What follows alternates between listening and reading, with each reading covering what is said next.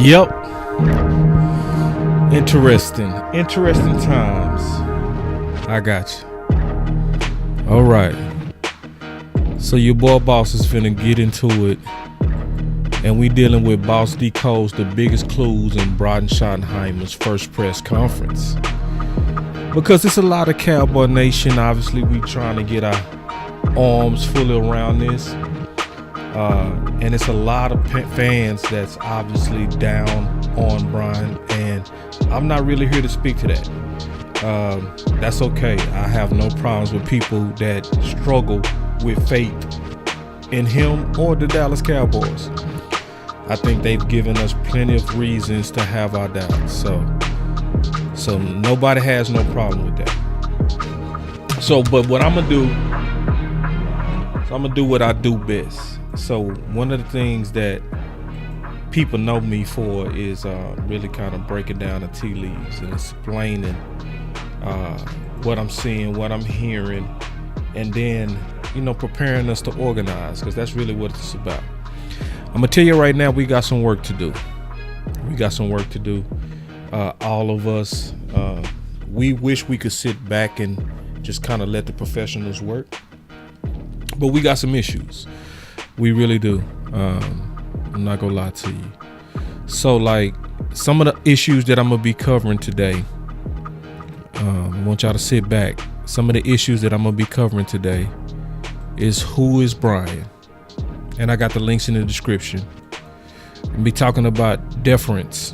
That's very important, because they've been talking about that a lot. We got to put that all the way together. I got all the evidence in that. No witting for now. We gonna talk about that. That's super important. These are all the topics we got to deal with. Brian is play caller. Any free agents coming. We gonna talk about all these things, and I'm gonna talk about it from the press conference. Then what about the D? Because the D almost, Boss got something to say about all this. Y'all sit back. Y'all know what it is. I got to prepare in the background. I'll be right back.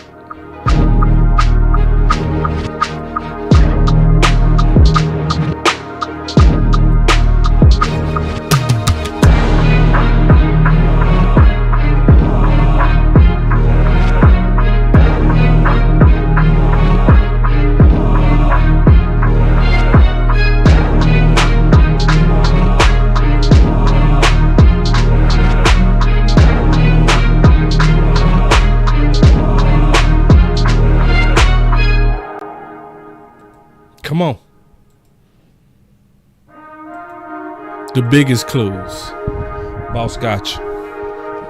This the right place at the right time. Boss got you. Y'all know I'm getting ready to be at my best. Y'all already know. This is Boss Lane. Investigator Boss. Let's go. Should I hit the alarm on myself?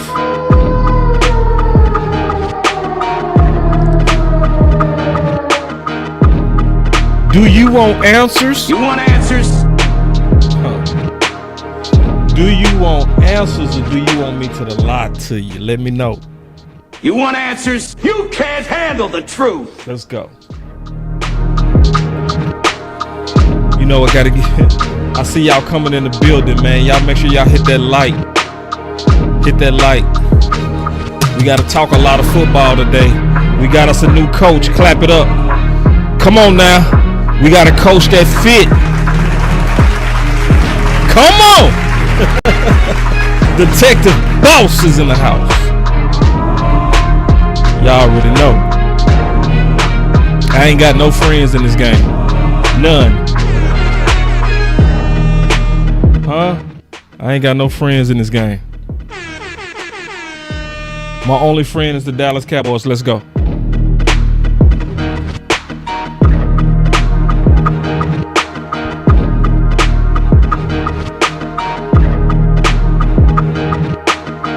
Go. Let's go. Funky Eagles going to the Super Bowl. I'm talking about that later. All right. All right. I'm feeling myself. Feeling myself.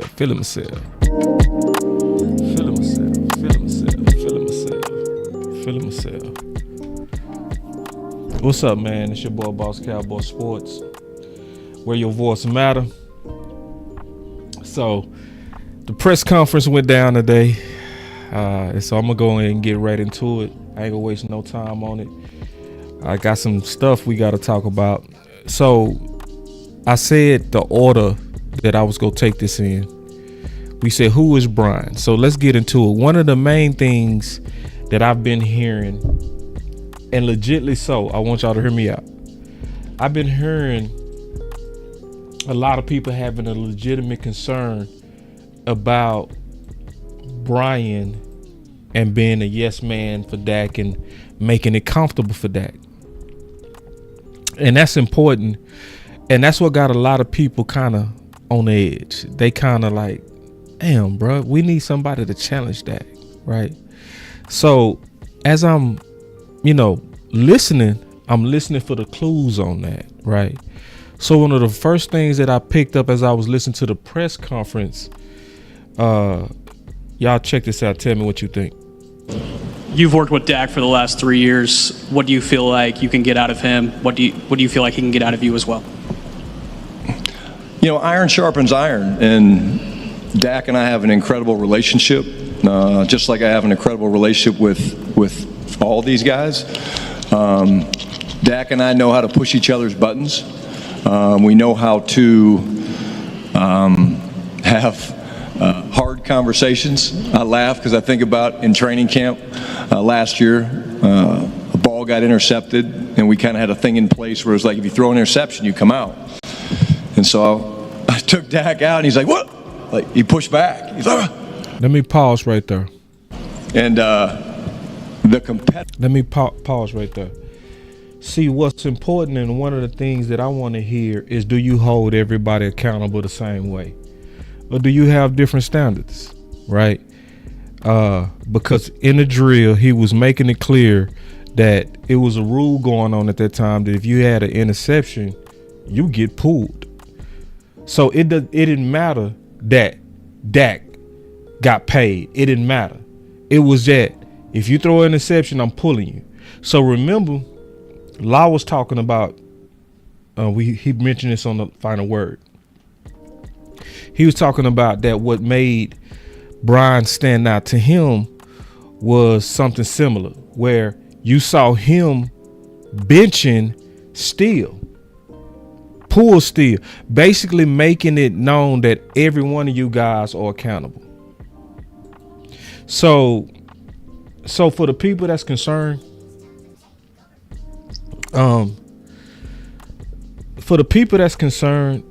I understand the concern.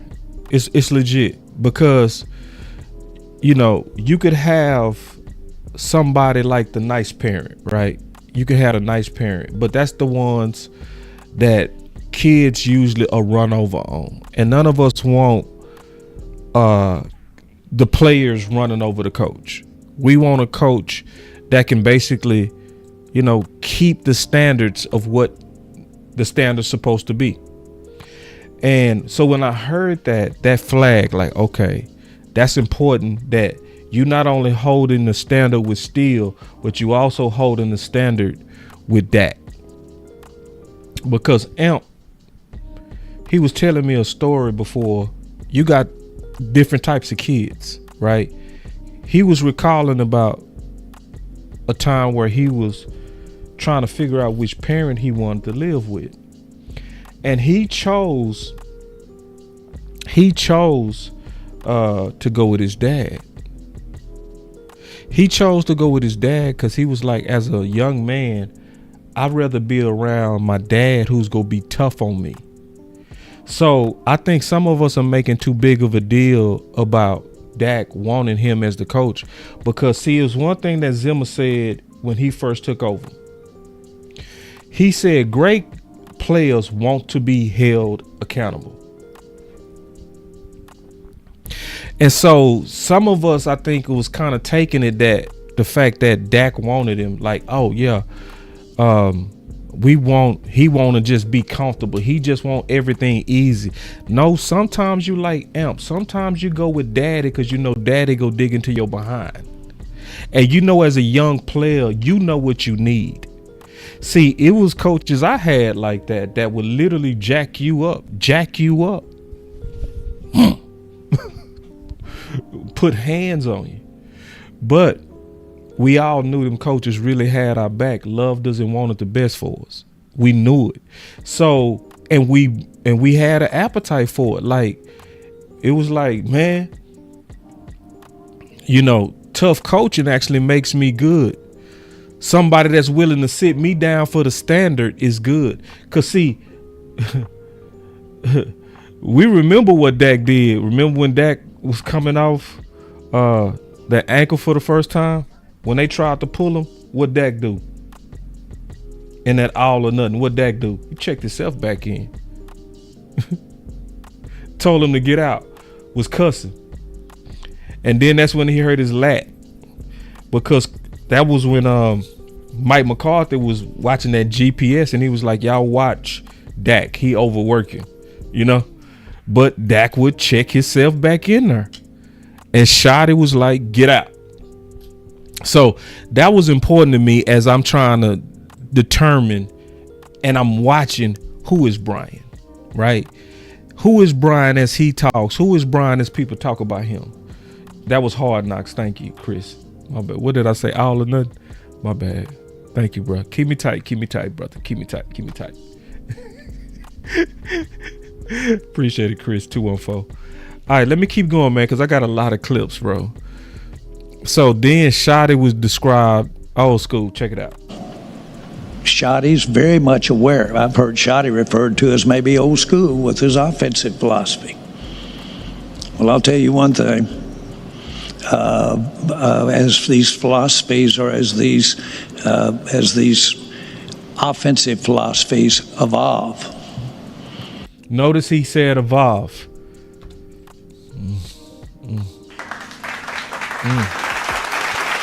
Did anybody notice that he used the word evolve? What's evolving? What is evolving?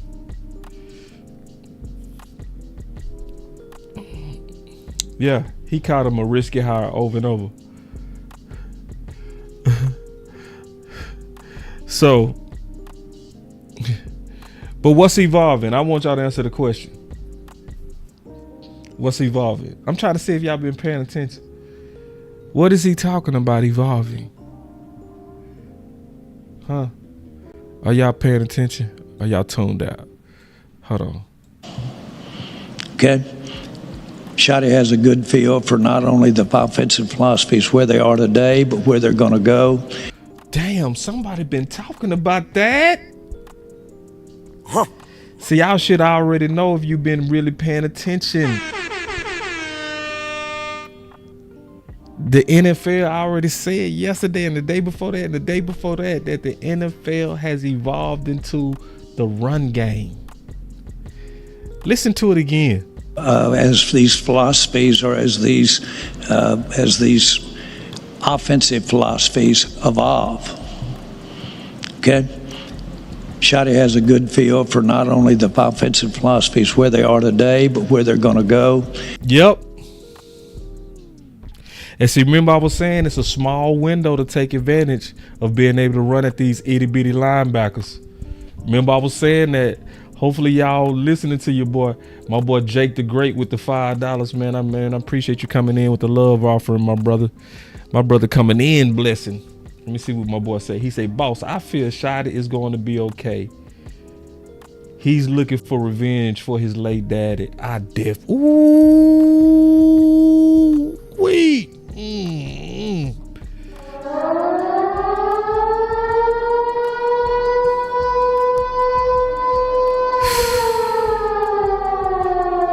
I never thought of that. God, that's so observant, bro. Damn, you right. He driven for this.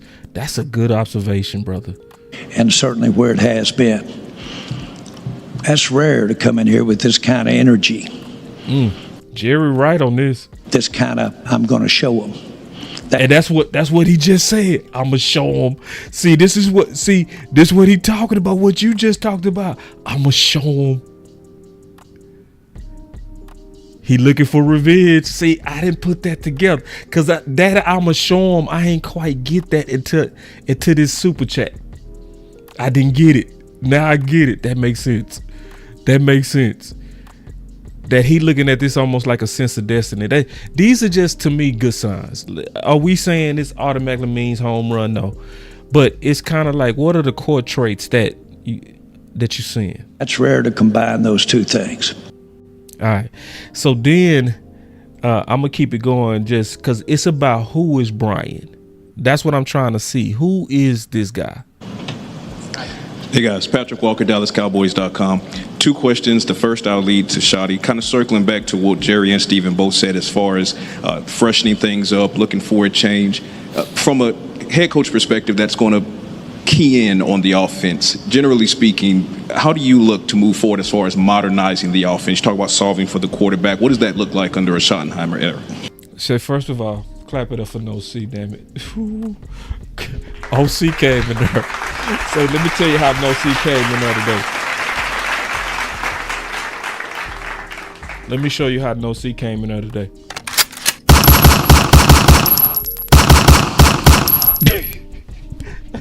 No C came in there with a full deck. Let's get to the point, he said. Of course he ain't said it like that. How you gonna modernize this offense? Right? See, because that's what we want to know, right? Huh? Boy, that boy No C was in there like, Perfect.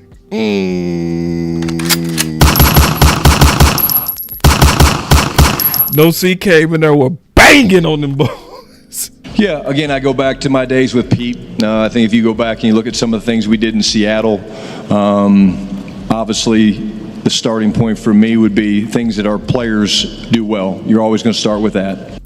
Love that. He's also going to say that over and over, which going to let me know that he's consistent. He believes that. Yeah, he was, Jackie. He was on it with the questions, Miss Jackie. Yes, he was. If your system's not flexible enough to do what your players do well, then you're probably in the wrong business. But love it. Come on now, damn it. Oh, the common sense. It just stands out. So your offense is going to be adaptable to your roster. That's what he's telling you. Your offense is going to be adaptable to your roster. I'm a big believer in cut splits. Yep. I'm a big believer in shifts and motions. Oh, man. Oh, cut splits, shift in motion. Oh, Lord. He's starting to sing some of y'all tune. Oh, Lord. And he going to tell you why. Distort things. We're going to do a great... To distort things.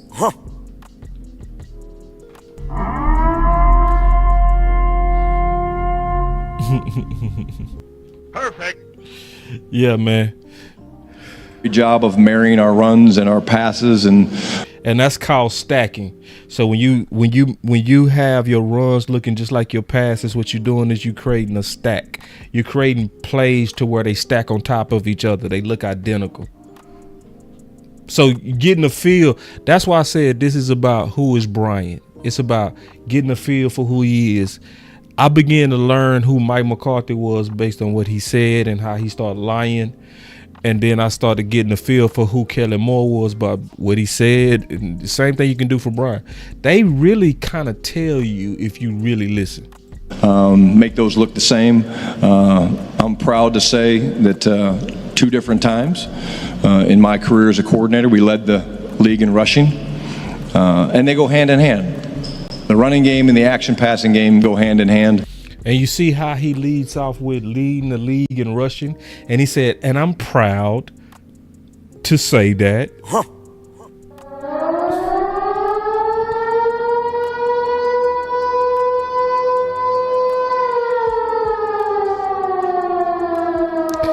So some people hate that.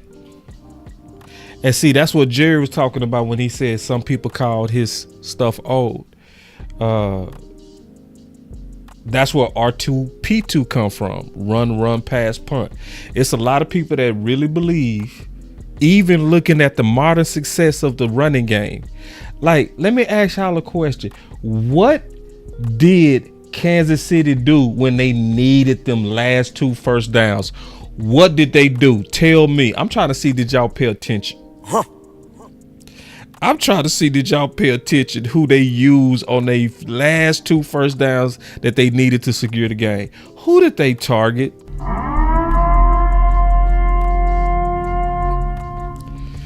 Running back. Running back. They threw it to the running backs twice in the key moments. Who has been the key to the whole playoffs? The running back. Running back. Let's keep going. But I would say there's a tempo element that we're excited to mix in, that our players have all shown an affinity for. Stop telling us everything. And see, he spoke about this later. He going even back to the days of Kellen Moore where Dak was comfortable.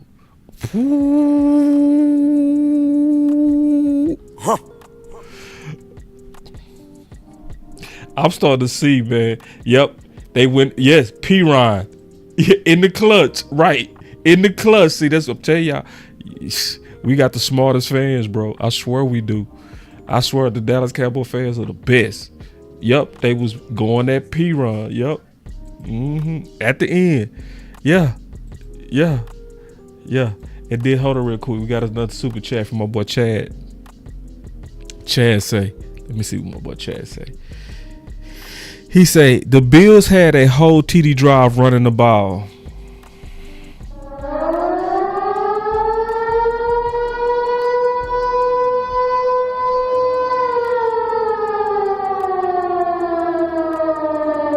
And let me expand on that a little bit. Why do players like tempo? Well, they like tempo because it freestyle allows them to play free. You guys have heard some of the play calls. Dak could rattle off 4 or 5 of them right now. They're pretty long.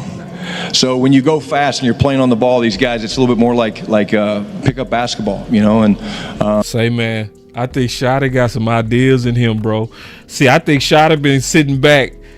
Y'all been thinking he old. Shotty got some. Shotty been watching the league, y'all. I think Shotty gonna come with a fresh bag. Those would probably be the biggest things that I would say from an offensive standpoint. All right, so then philosophy-wise, I also listened to philosophy. So one of the philosophies that we always heard, right? Because this is about, you know, like I say, man, I decoded as much as I could from the press conference.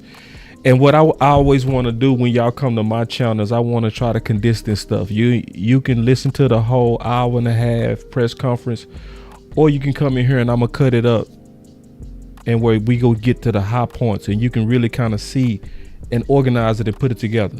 Because I think if I do it this way, you get a better feel for who he is, his philosophy is, what he planned on doing. And then we can also kind of pull out the stuff that wasn't as clear in that press conference, which I'm going to also do today. So, but we still dealing with who is Brian, because remember I was saying Zimmer, one thing that he revealed a lot when he first came out in his press conferences is what? His philosophy was what? Do your job so that others could have success doing theirs, right? And you heard him say that a lot because that was the philosophy of Zimmer and that was his team approach. And we saw that. Did we not see that? Did we have issues with containment after the first 3 games? Now, all of last year we had, now 2 years ago under Quinn, we had containment issues the whole year. Every game we all complained about the lack of containment and people losing containment. That's because people was playing more hero ball. But when you started listening to the philosophy of Zimmer, you could see why it was less of that, because you knew what he was preaching. He was preaching what? Do your job so somebody else could have success doing theirs. And then you go turn around and they go also help you have success. So you saw a great team approach. I got to hit this button for my girl, Angie. Angie, you coming through the door with 20 like that?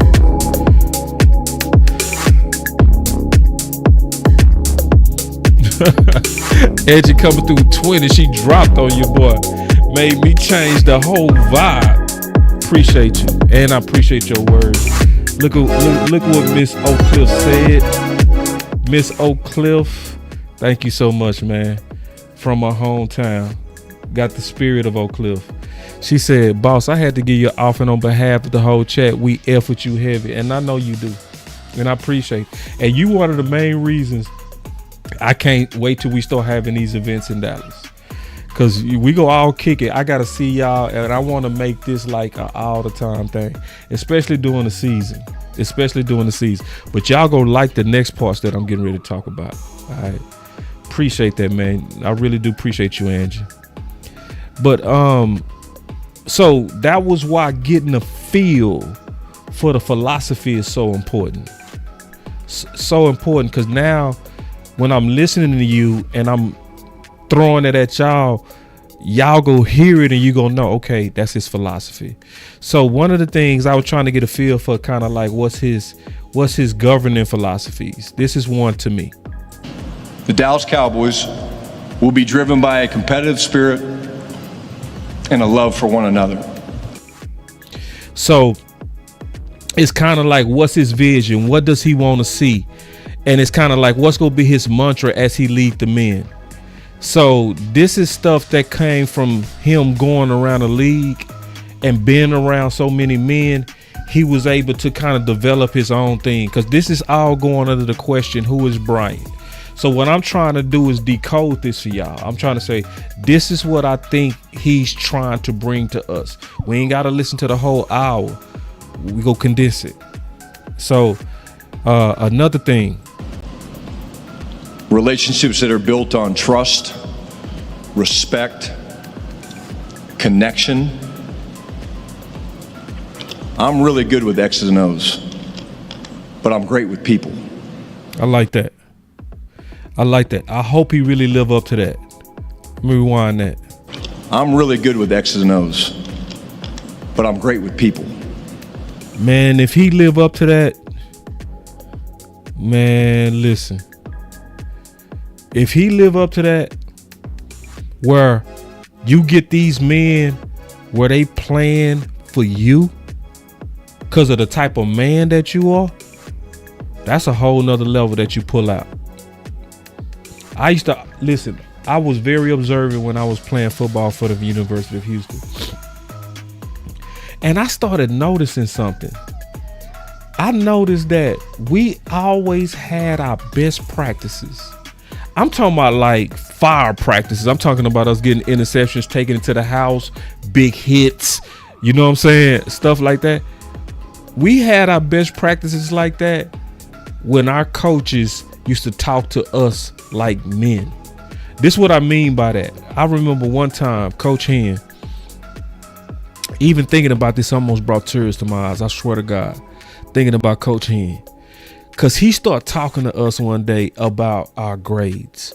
And he was like, you need to make sure that you have 70% of your major out the way, or you're not going to be able to play your senior year. He said, did y'all read y'all contracts clearly? And I didn't. And I ended up in that situation.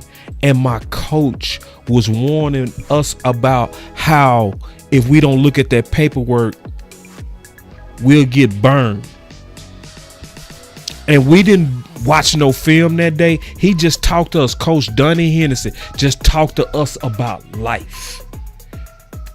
And man, when I tell you we went out there and murdered them receivers, I'm talking about murdered.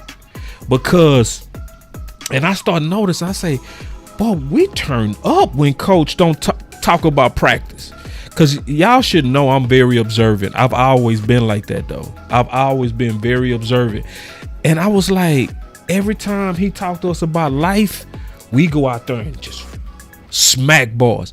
See, That's why Jerry and Steven, to me, need to learn people skills better. That's why they need to learn people skills better, because they missing the opportunity to bring more of their men. That's what they're missing. That's another conversation. I'm gonna talk about that later. But you know, I'm just giving you a feel. And then one of the biggest things that he kept talking about is what he learned from Pete. Listen.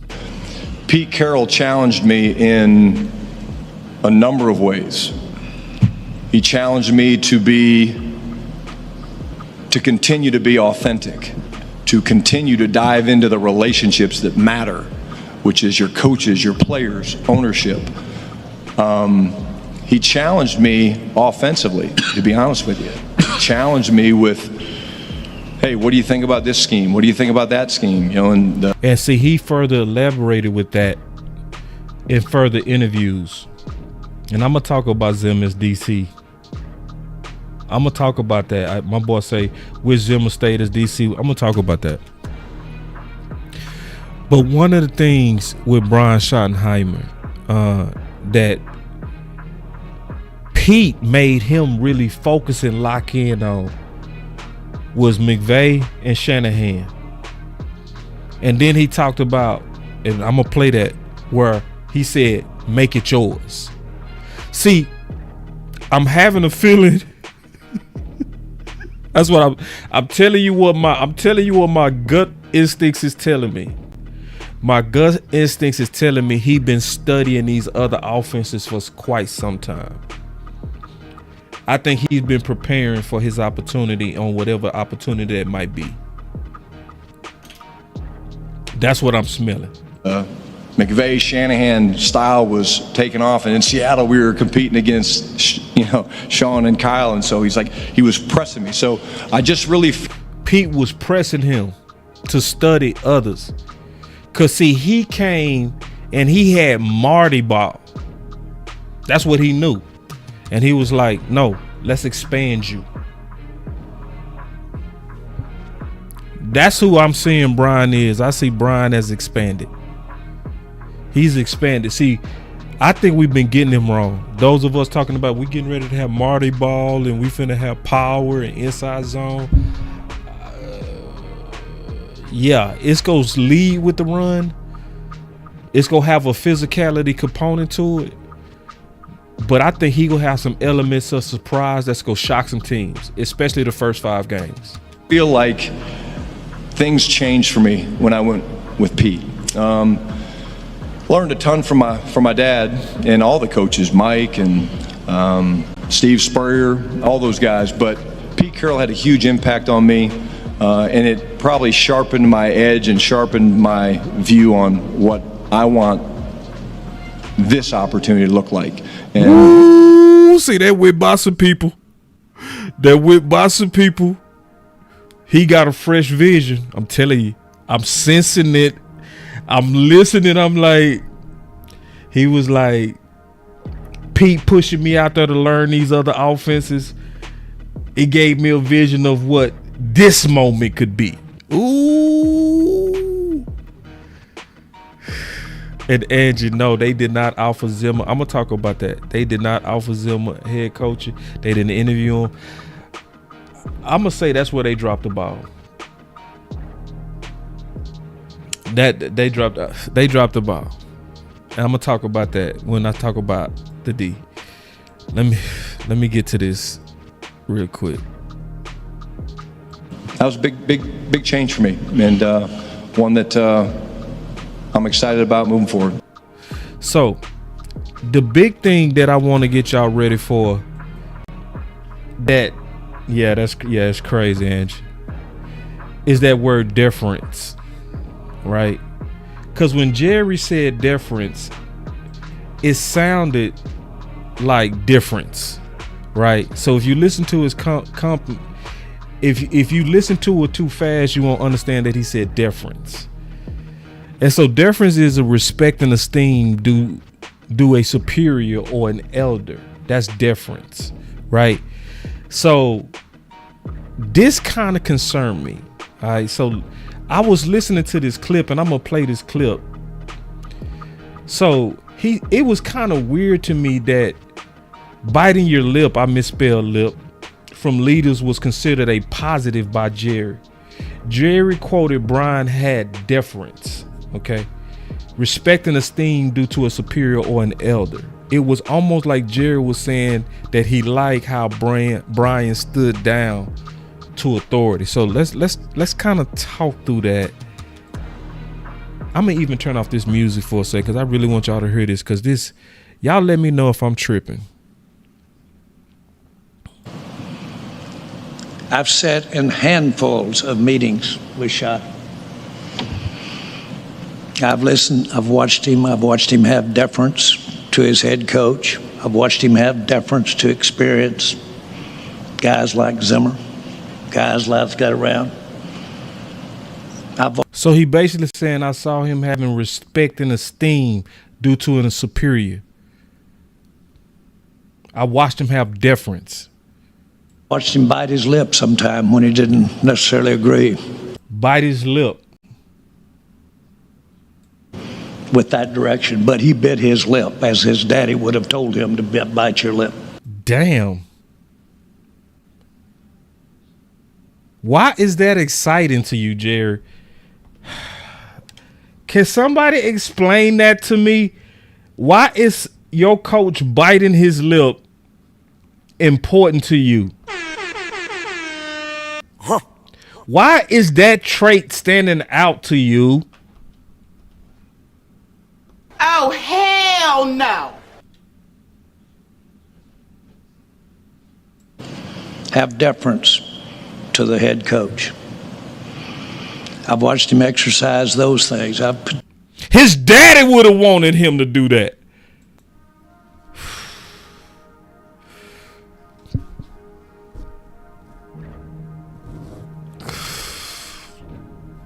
Oh, hell no.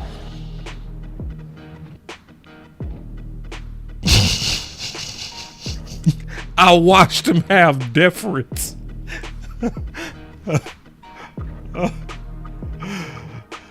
And his daddy would have wanted him to have some deference.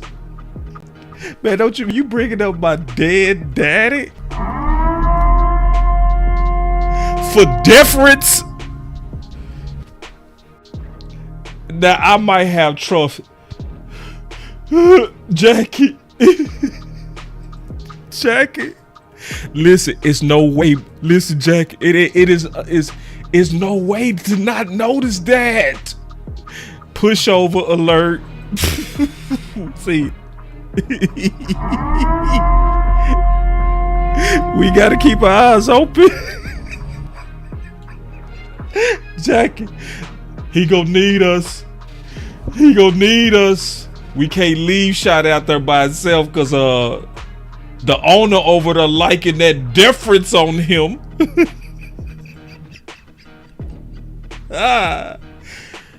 I saw him bite his lip. Damn, what about I saw him speak up and win a debate. Why not that?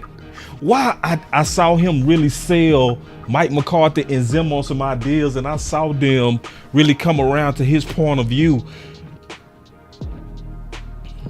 He said, oh, he's being diplomatic. Still though, cause these are wars. Like when you having a war of ideas, what do you see my wars like? When you see me in the OC, man, do we be playing? When we hit this button, we ain't playing. It's dead serious. No, it ain't no. It's to the death, homie. Your idea versus mine. That's how the game go. It's like, bro, I really believe this is the best way forward. You gonna have to convince me that I'm wrong and that you right. Now, I will ultimately submit to the authority, but not without a fight. I saw him bite his lip, and his daddy would have wanted him to bite his lip. So y'all thought I was gonna just get up here and just say all good things. No, hey, listen, I decoded some Jerry things too now. Come on now, this is Boss Cowboy. I'm gonna give it all to you. I ain't gonna give you just the good, I'm gonna give you the bad. And I say, I saw that deference. What the say, man? Hold on, let me see if I got my button. I know I got it right here. Where's my button? Oh man. Hold on real quick. Let me find it. I got a perfect button for this. Oh man. Please let me have this button. You know the button I'm talking about. What the F is that? Where's man? There it is. What the fuck is that? What is that? Jared? What? What the fuck is that? And so you thought he was playing on that deference, dog? Listen, deference kept coming up. Look. For those who was like, you know, he was just talking about submitting to authority. He was just talking. Listen. Jerry, you talked a couple of times about deference and how you noticed that Schotty would defer in sometimes, and Steven mentioned that deference as well.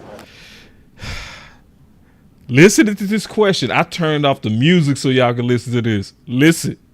I'm curious, what assurances would you give to Cowboys fans that now he has this voice as the head coach, that he won't have to show that deference to you or to Steven, and he can be his own man and speak up?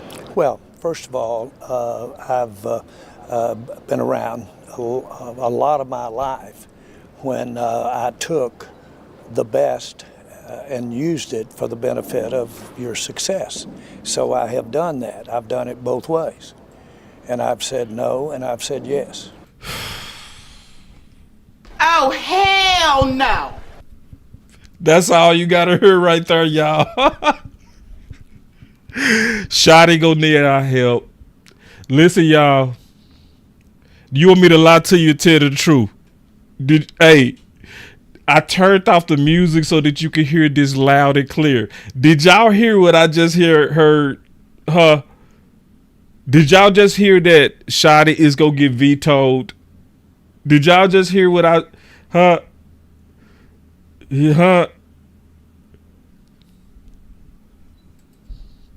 speak up.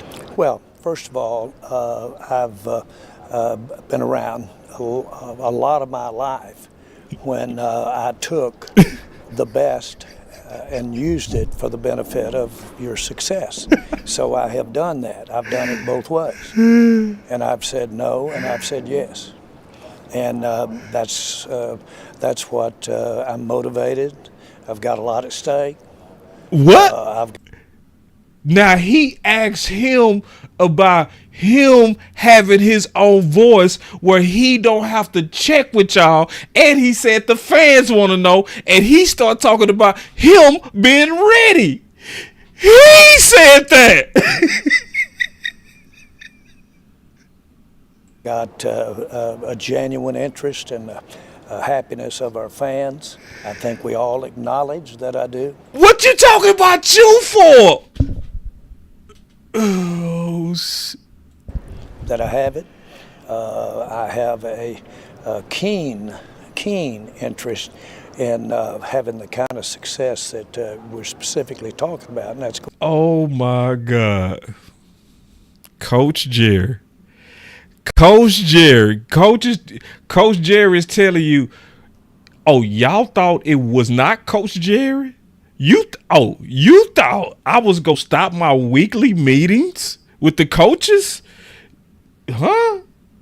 What? I saw difference. I like difference. Going to the playoffs and winning. So all of that is alive and well, and there is change. There is change. Oh my God.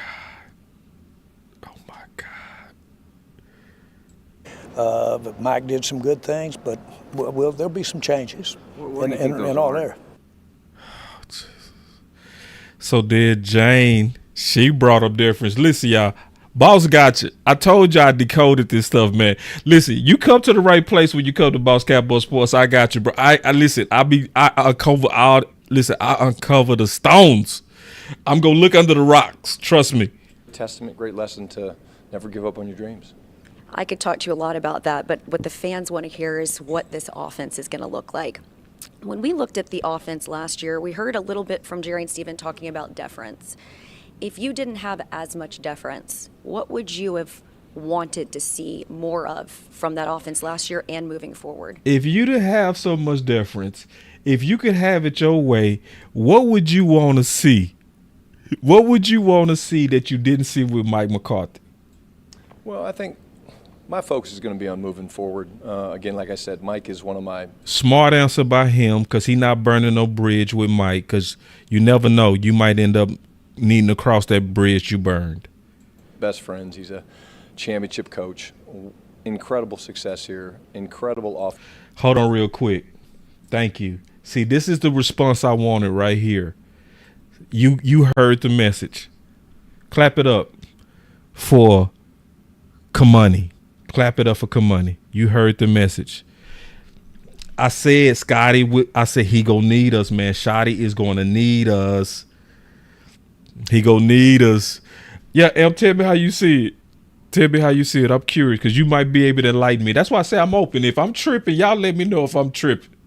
Y'all let me, because I know, I feel like Jerry was saying respect for authority, but then when they asked him the second time about deference and him having his own voice, and Jerry started talking about himself, I'm like, he gonna need us. What do I mean by that? If we start seeing stuff that's outside of the vision of Shotty, we gotta hold Shotty and front office accountable to it. Because I can already see the pressure. I can already see Jerry trying to put his hands in his back. Puppet hands. I see it. I see it. When you over here talking about deference stood out to you. And biting his lip.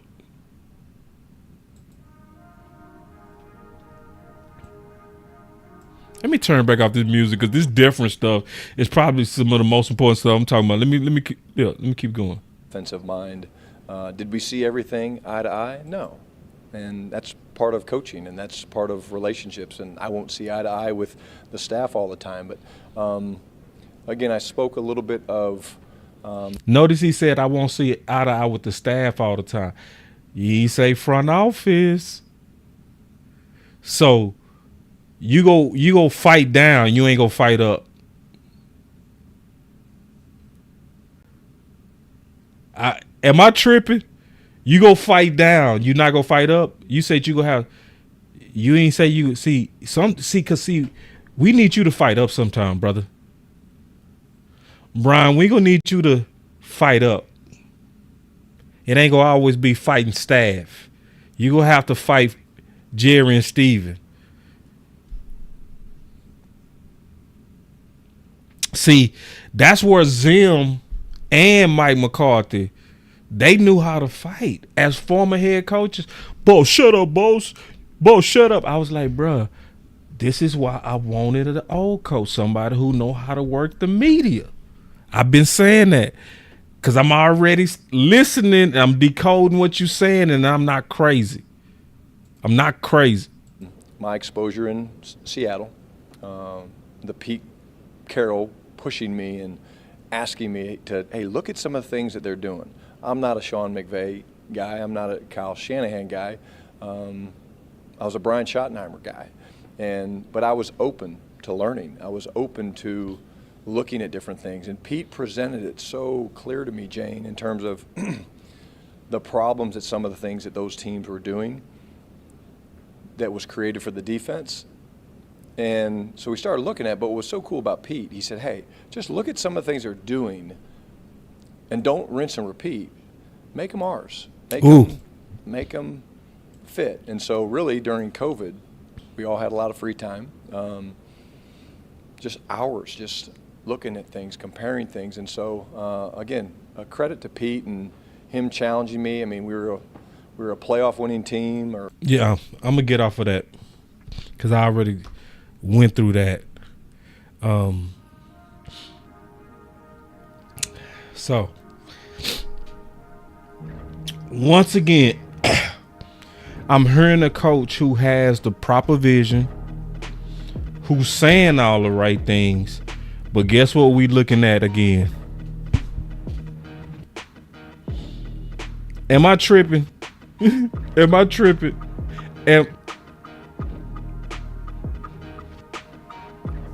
I know, Lee. I ain't worried about them hating big media. I ain't worried about. They always go do that. But am I tripping on what am I the only one that's seeing the pressure, the deference? So that just means we gotta stay alert. I'm just being honest, y'all. I wish we could check out. I wish we could be like, he got it. Let's just enjoy. No. Once again, we got to get our voices together. Me. We got to get the voices together. You got to get them voices strong. Get them voices ready, because you're going to need to use your voice. I'm seeing y'all don't see it. So now let's talk about Witten. Talk about Witten real quick, because I decoded all of this stuff today, man. I decoded all of this stuff, man. Listen, man, I love y'all, so I be really breaking this stuff down. I be trying to break this stuff down into bite-sized pieces to where you clearly see what's going on. You hear me? I ain't playing no games with this stuff. So check this out. So Patrick don't see. Thank God. Patrick don't see. Jason Witten is not expected to join the Cowboys coaching staff in 2025 as Dallas builds the coaching staff under Brian Schottenheimer. So then, you can see my opinion. Thank God. The distraction and talk would have made it impossible to keep football first under the first-time head coach. Right? That's my, honest to God opinion on it, right? So, and a lot of people, yeah, Angie, for real. Angie. Yeah, we got to get ready. I'm serious. I'm getting y'all ready for battle. I'm hitting the battle cry. I'm hitting the battle alarm. I'm showing y'all this. Tune out if you want to. They gonna have their hand all the way in Shotty. Yep. So check this out. So Witten, right? I was talking about Witten. So you saw the report. Witten is not going to be on the coaching staff. Angie, we did our campaign. Thank you for leading that campaign. No Jason Witten campaign. I love the Let Shotty Cook. We're going to have to do that one. That's going to be it, Angie. Let Shotty Cook. Ooh, that's it. Let Shotty cook. Listen, y'all, this is the campaign for Shotty right here. Let Shotty cook. Let Shotty cook. Yes.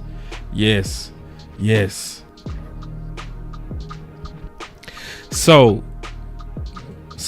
we heard the report. Now, this is when they asked Jerry. Y'all watch this. I'm going to turn off the music. I don't want no distraction. Jerry, has there been any conversations with Jason Witten? There have been, but I'll just leave it at that. What? Why we got to be secret about Witten? Huh? Jerry, has there been any conversations with Jason Witten? There have been, but I'll just leave it at that. What the? What? Jerry, had your conversation with Pete Carroll. Now you're talking about. He forget that question. Let me go back to Witten. Within the last month. Whenever. I've had a lot of conversations with Jason Witten. But I'm not. I understand. Yeah, and no. Well, but let's finish the question. The answer is no. Okay. Shut up about Pete Carroll. Let me finish this question. The question about who? My favorite son. My son. Man, y'all better peep game. Boy. That dude is in love with the ideal of Witten. Listen, y'all, I got a show coming up. Ooh, this gonna be the show right here. Predetermined outcomes is why the Dallas Cowboys has not topped the Eagles getting over the hump. Yes, I'm going into this because this is the biggest problem right now, and this is why the Eagles keep going back and we don't. Predetermined outcomes. They asked him again about Witten. Look. As he puts the staff together, is there a possibility Witten could join his staff? What? As he puts the staff together, is there a possibility Witten could join his staff? I'm not going to address staff today. And oh, God. Certainly, Jason is an outstanding coach.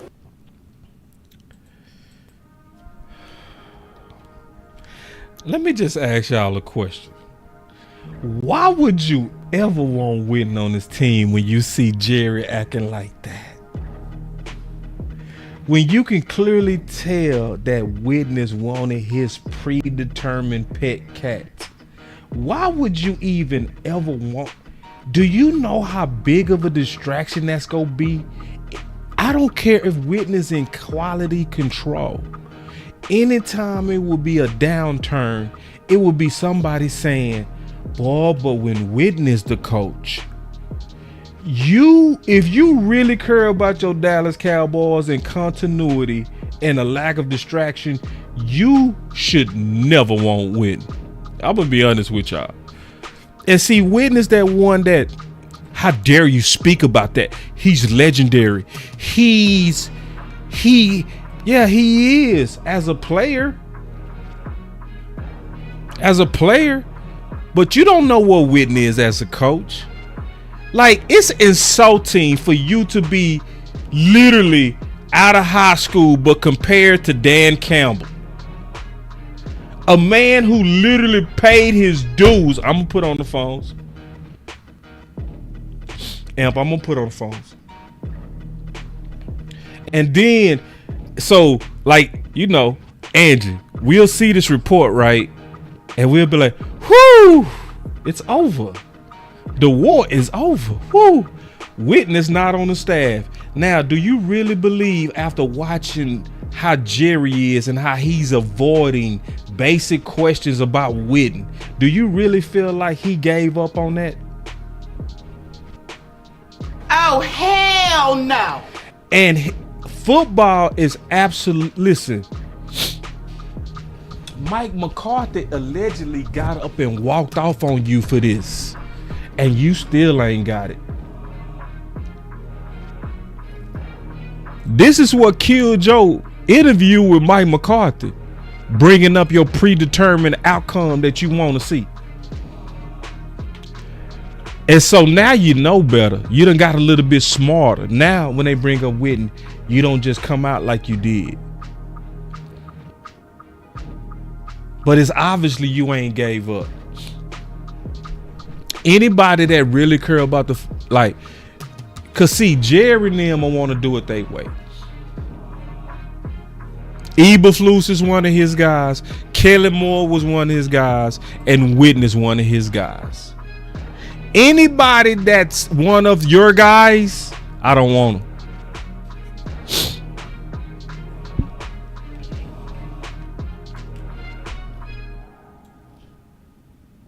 So, Brian is play caller. I'm just, listen, y'all. I told y'all I decoded all this stuff. I'm just giving y'all what I broke. Like, don't trust Witten for nothing. I'm even more now no Witten. When I'm seeing him over there, no questions. I'm not taking any questions. I'm not taking any questions. Uh-oh. Now, when it came to Dion, he freely spoke. Do I need to show y'all how he talked about Dion? Do y'all need to see that? Dude, let me know if y'all want to see that, because I can pull it up. I ain't put it in this presentation, but I can pull it up real quick. Y'all want to see the difference though of how he talked about Dion? Do y'all want to see the difference? Let me know if y'all, and I'll pull it up. Y'all let me know if y'all want to see it. Cause see, when it's Witten, no questions. When it's Dion, you go speak.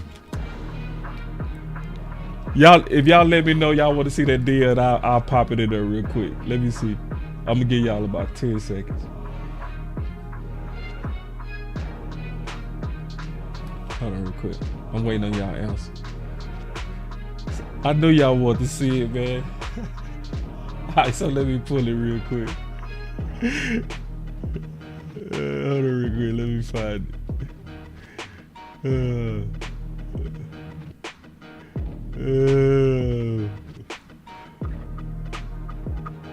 Dion, where I put this?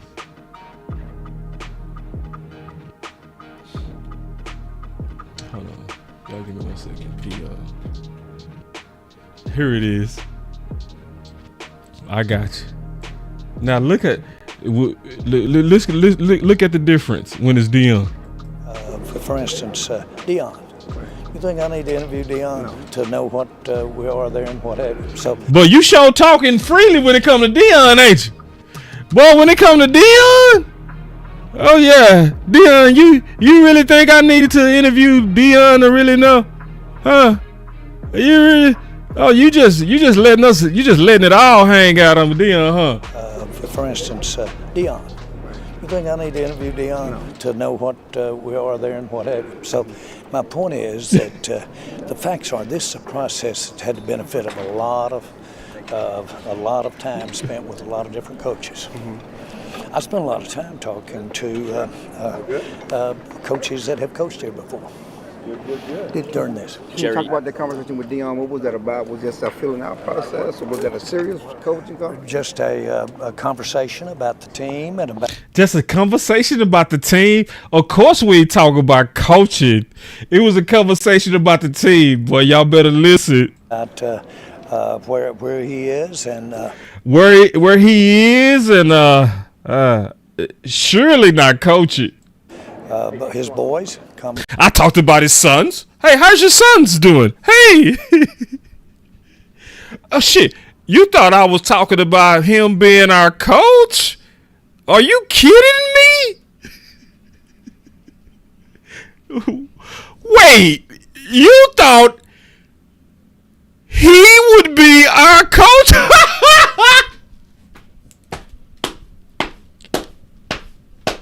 Jerry say, you thought I would hire Dion.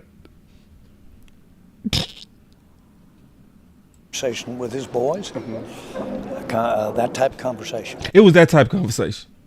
It was that type of conversation when I talked about Dion. It definitely wasn't football. Coaching here? Oh, hell no. Coaching here? Oh, hell no. Again, I've said I've talked to a lot of coaches and Dion. Again, I talked to a lot of coaches and has a job. And Dion has a job, huh? And again, I've said I've talked to a lot of coaches and Dion has a job. Dion has a job. Witten got a job. But when it was we talked about his boys, where he is, how he doing. Witten, no comment right now.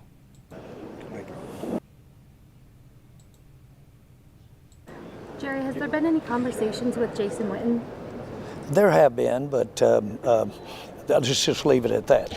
Jerry, had your conversation.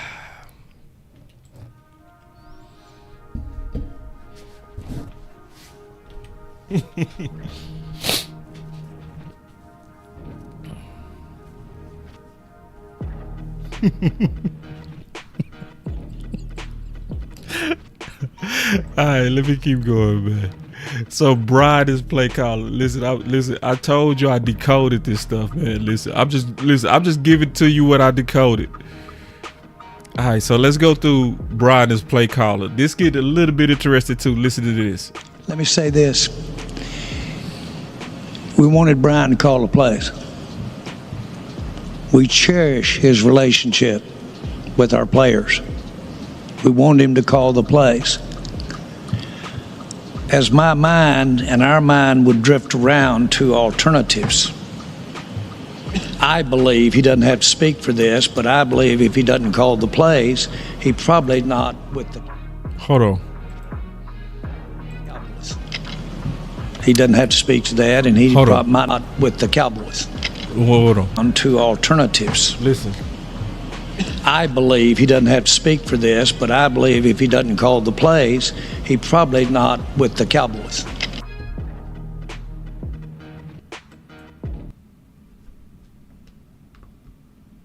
Oh, hell no!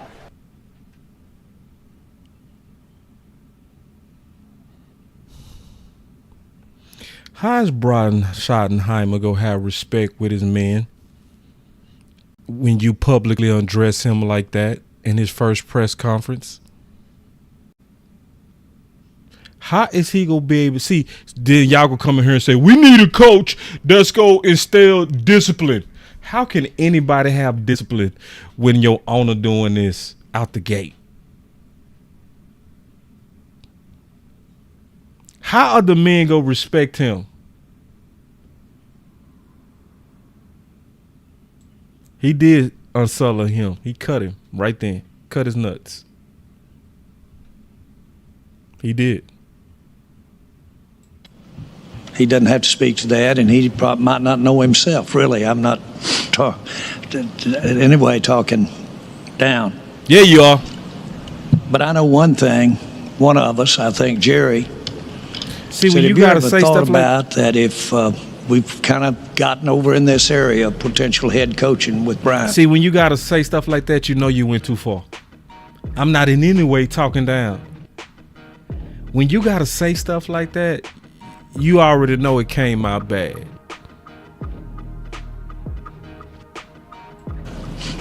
To some degree, the conversation he's referring to.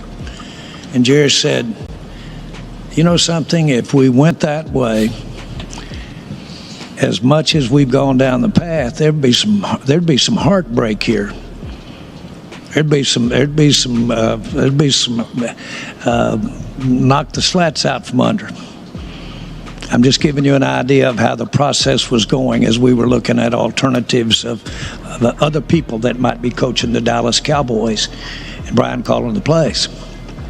So having said that, just to give you a little bit of insight. Oh, God, dog. When did you decide you wanted to interview Brian? Well, I was talking to Brian about about calling plays. Frankly, immediately after the season was over. Right after the season was over, that's when you started having talks with Brian as play caller. About calling plays. So after you parted ways with Mike McCarthy, when did you feel you would interview Brian? I interview all the coaches, and so when my season's over.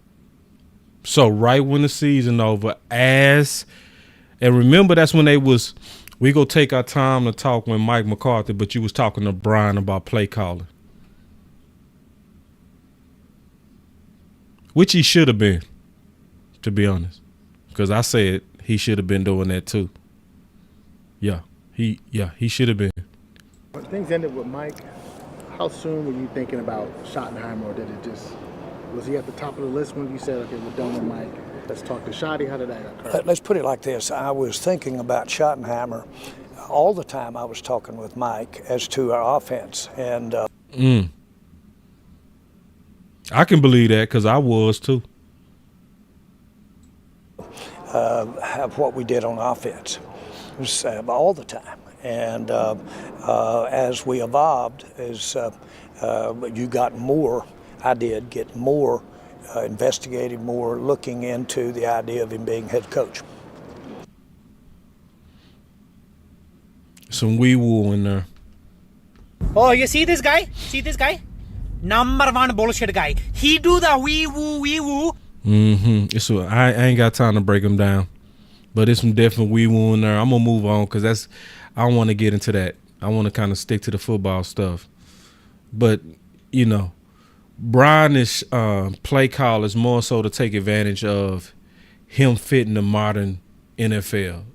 I'm certain that's what it is, because that's what they alluding to. and they keep alluding to it. So this is a question because as I was decoding this, you seeing these questions out there from, stuff that been coming out. So about any free agents coming, right? So I'm gonna tell y'all based on what I'm hearing. I'm gonna break it down. So here we go. If you start talking about free agents, you got to get off of Jerry. You got to start looking at Steven. Here we go. But certainly we'll do a real deep dive on putting some personnel together, whether it be through the draft, free agency. I know, typically that's not been the way we've done this team, but we'll certainly look at it. And, So whenever you hear somebody say we'll look at it, to yourself, you got to say, oh, hell no. When somebody say, man, I'll take a look. No. We'll take a look at it. So any free agents coming, we'll take a look at it. No. Don't hope at all for no. Put really good, not only players, but good football character people with some of the men we have in this room right now. And we have a lot of great players on this team. From a personnel and roster building standpoint, salary cap management as well for Jerry and Steven, you guys talk about learning some hard lessons, especially from 2024, depth issues once you guys were ravaged by injury. Just as far as salary cap management goes, free agency and the like, looking in the mirror is one way that you can learn things. Another way is to look at what your opponents and enemies are doing and try to kind of take from their strategies. When you look at a team like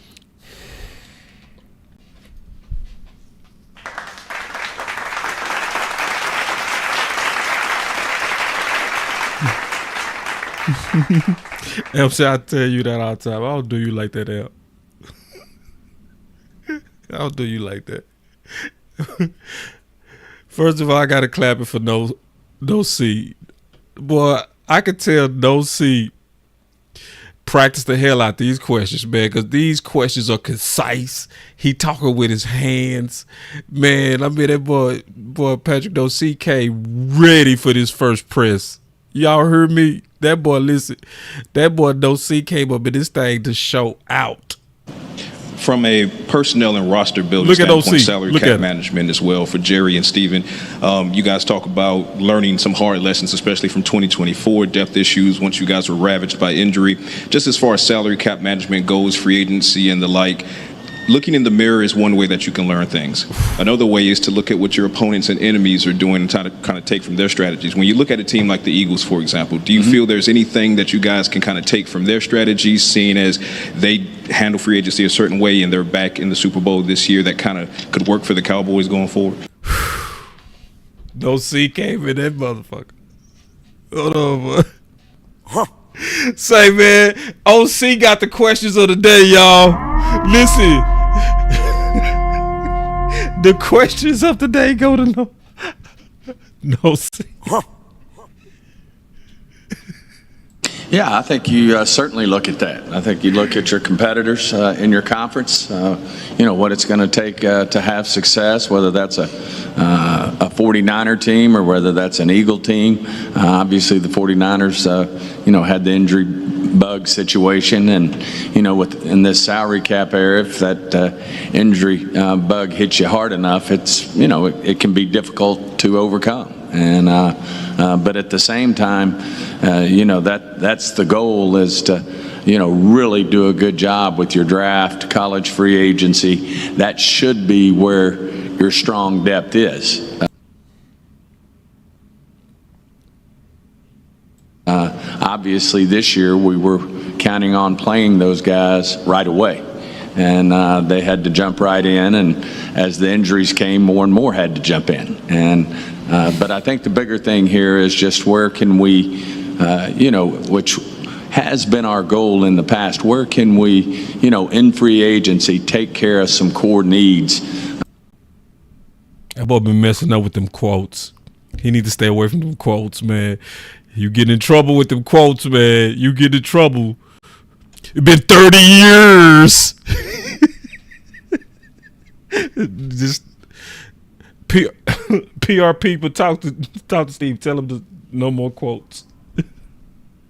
so that when the draft comes, you are able to take the best player on the board, not unlike we did with CD. We weren't necessarily in that draft looking for a receiver, but CD Williams. Listen, we all do that. I've done that many times, misspeak. CD Lamb sitting there, and you know, it's obvious what you do there. And I think if you do some things in free agency, you know, like we've done in the past, to really take care of your roster before the draft comes around, you have a much better chance. But certainly, you look at the blueprints. Everybody does it different. Kansas. See, this is. I could already smell the. Listen, I could smell the wee woo coming. Let me hit the button before he say it. Oh, you see this guy? See this guy? Number one bullshit guy. He do the wee woo wee woo. All right, so this is how you know it's coming. Listen. But certainly, you look at the blueprints. Everybody does it different. Kansas City's doing a great job bringing young guys along. And why did he say that? Why did everybody do it different? See, what's the point? What's the point? He basically saying, for all of y'all who want us to do it like Philly, we not. That's why he brought up Kansas City first. They bring their young guys along. No, they do both. They do both. They draft well and they use their free agents. They not like you, man. They're not like you, Steven. They're not like you. If they get Juju Smith-Schuster, they're going to use him. If they get Kareem Hunt, they're going to use him. But what did he put out there first? Is it different? Kansas City's doing a great job bringing young guys along. Yeah, so you brought that up first because basically you saying, get ready, I'm finna be the same. Everybody does it different. In other words, we don't do it like Philly. And, you know, those type of things. And like a team like Philadelphia, you certainly look at the way they're doing it, where they went out and, you know, did some things with some veteran players. You have to take a look at that. And then you got to find exactly what fits your core, your DNA with our players and what we have and what gives us the best chance. Thank you. Thank you. This is the comment of the day right here. I got a super chat too. KC does both. Philly does both. Yep. See,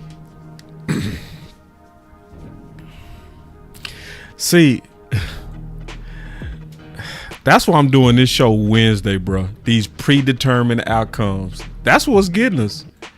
I still say to this day that Will McClay builds team better than Howard. The difference is how and them use their free agents. That's the difference. That's the difference. That's the real difference versus we looking to run off our free agents. We look at our free agents like they in the way. Yes. Yes. Because all you got to do is, and I'm going to talk about this when I talk about that. See, this is what's so frustrating. It's frustrating Cowboy fans to see Washington and Philly in the NFC Championship game. It's because we whooped them consistently.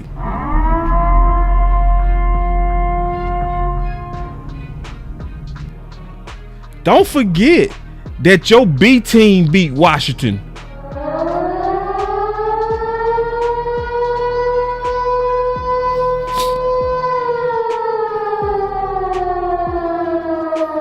Wednesday is my most important show of the year. I'm gonna tell you that right now. Wednesday is my most important show of the whole year. Predetermined outcomes. That's what's getting us. That's what's getting us. These predetermined outcomes. Where you got Philly using both and you got Kansas City using both. And we tie Will McClay hands behind his back and say, win the Super Bowl with our drafted guys. And yet we still be majorly competitive. What if we took both serious? That's all we got to do. That's all we got to do. Instead of saying, man, forget Bobby Wagner. We got LVE. What if we said, nah, get Bobby Wagner. Let's go. And play Evans. Instead of going with Nah, that's that. I ain't gonna get into Wednesday show. I was getting too early. Let me get the super chat real quick. We got a new super chat from somebody that's new. He said, I took that statement as a shot at Mike McCarthy.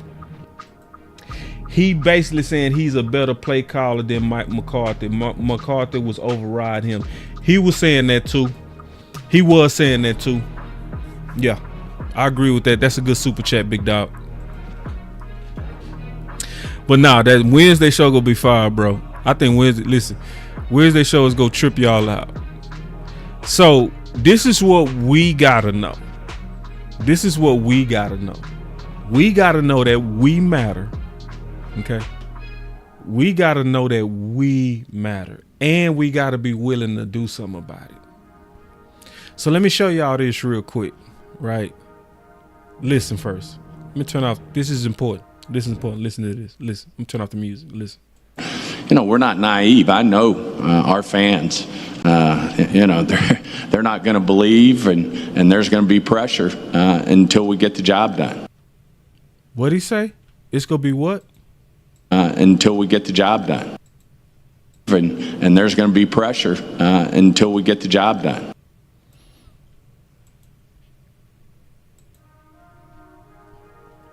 Didn't he say it's going to be pressure? Now, when I said on Twitter, we need to keep up the pressure, one of my good friends, what'd he do? Pressure? Pressure? How dare, who do you think you are? Pressure? Pressure? Who do you think you are? You don't have no voice. Now, Stephen Jones himself saying that we are pressuring him. D.A. Lee, I know you saw it because I saw your tweet. Why you think he throwing up the quotes? Why he throwing up the air quotes? It's been 30 years because he hearing it. Why do you think pretty much Jerry messed up this whole press conference defending himself? Because he's hearing it. He's hearing the pressure. But it's a lot of people want us to know our place. Instead of checking me, check Jerry. Why y'all always want to check me? Why people want to check me and check y'all? Because we got the nerve to actually speak up. Now, didn't we speak up on No Kellen Moore? You don't think they heard that? You don't think all of those massive impressions? We talking about hundreds of thousands of people that was in that campaign. We talking about thousands of views. But then we say, pressure? Who do you think you are? Pressure. I laugh at you. And see, then when you send him this and say, bro, here's the clip. He said pressure. You know, we're not naive. I know our fans. You know, they're not going to believe, and there's going to be pressure until we get the job done. Yeah. So it's a lot of, listen, y'all, stop fighting the people like my boy D.A. Lee, Angie, Jackie, Quincy, Willie T, Tay. Stop fighting DP and Paul, Amp. Stop fighting them. Stop it. We on y'all side. The people that's willing to just hit a simple hashtag. Yeah, like Angie. I said I was tired. Angie, wasn't I tired? I say, listen, y'all, I think we need to give that No Witten one more push. I said we need to make sure he's not on the coaching staff. We need to send a ripple through social media just one more time. Let's just, and I look up and I see Angie, hashtag no Jason Witten. You know what I mean? Because listen, it's about us speaking together. Yeah. Don't be like my boy. Don't be that person. See, I told y'all that's the type of people drop the soap. You don't want to drop the soap. Because then Jerry is going to have his way. You could tell Jerry wanted to have his way with Witten. You could tell. Angie, he wanted to, but we didn't drop the soap. Did we, Angie? Did we drop the soap? No. We said, you can't have this. You gonna have to fight. You have to fight me for this. This ain't gonna be no booty hole we give up. No. You gonna have to fight. If you go try to force yourself on me, you gotta fight. And he said it's pressure. So I don't want y'all to ever forget that. Don't ever, because people try to, oh, y'all don't matter. You don't matter. You matter. You matter. You greatly matter. And then the bigger we get, especially Boss Cowboy Sports, the bigger this channel get, bro, the more we go all matter. That's real talk. Matter of fact, we got too many people in here not hitting that like. Let's hit that like. That's one way to make your voice matter. That's one way to make your voice matter. Yeah, and just say no glory hole. No, we ain't messing with no. Yeah, we not dropping the soap. We not giving it up. You gotta fight for it, homie. So anyway, y'all hit that like, man. There's too many people in here. Listen. Now, it's a whole lot of people didn't do nothing with that Kelly Moore campaign. They ain't do a thing, and that's okay. That's okay. Like I said, I always said, we don't need them. We don't need y'all. We just need the people that's willing to fight. If you're not willing to fight, if you want to laugh at us who actually organize and clipping these videos and doing the stuff that my boy D.A. Lee is doing, where he's really keeping that pressure up and all that kind of stuff, everybody fighting, like, which one is greater, 1 or 5? 1 or, don't get me started. Now, we almost finished. What about the D?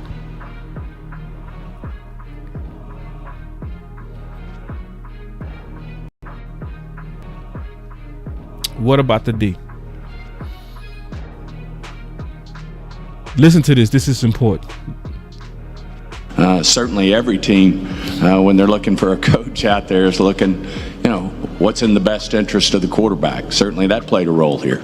And, Dak's not making any coaching decisions, nor does he want to. But I can tell you every team who made a coaching decision was looking at how they solved for the quarterback. And what about the D? You see what this head coach was about? They just told you what the head coach about. The head coach was about, they say, the quarterback. What about the D? See, that's where they dropped the ball to me. Angie, you started with this earlier. What about Zim is what you asked. See, this is what I hate. Let me turn off this music real quick because I want to say this. I want y'all to really hear me. This is what I hate about chasing trends. This is what I hate about because you sometimes chase theories that's just not good theories. Listen to what he said. Certainly every team, when they're looking for a coach out there, is looking, what's in the best interest of the quarterback. Certainly that played a role here. And, Dak's not making any coaching decisions, nor does he want to. But I can tell you every team who made a coaching decision was looking at how they solved for the quarterback. And, that's how you win in this league. I think we've got one of the best, if not the best, in terms of our quarterback. And he's the ultimate leader. And we just have to continue to put the pieces around. And see, I don't like that. Who carried this whole team last year? Was it the defense or the offense? Who looked like they was closer to championship ready, the defense or the offense? Who had more crisis and still played balls out, your defense or your offense?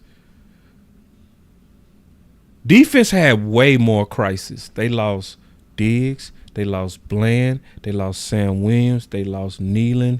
They lost Tank. They lost Micah Parsons. They had to play 8 corners. What about the D? And then you're hearing stuff like, and I called into the fan today and talked about this. And they talked about it.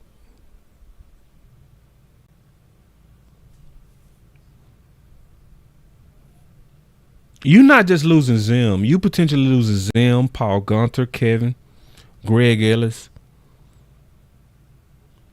Mozzie showed great improvement. We lost Overshawn and didn't even miss him.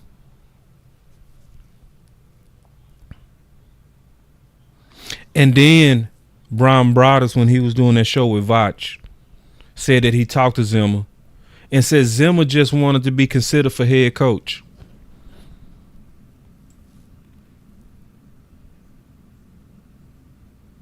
What is that saying? That's saying just show me some respect for what I did. Show me some respect. Put my name in a hat. Make my name hot too. Because if you say you interviewing me, maybe somebody else might want me as a coach. But you didn't even put my name in a hat. That doesn't sound like people skills.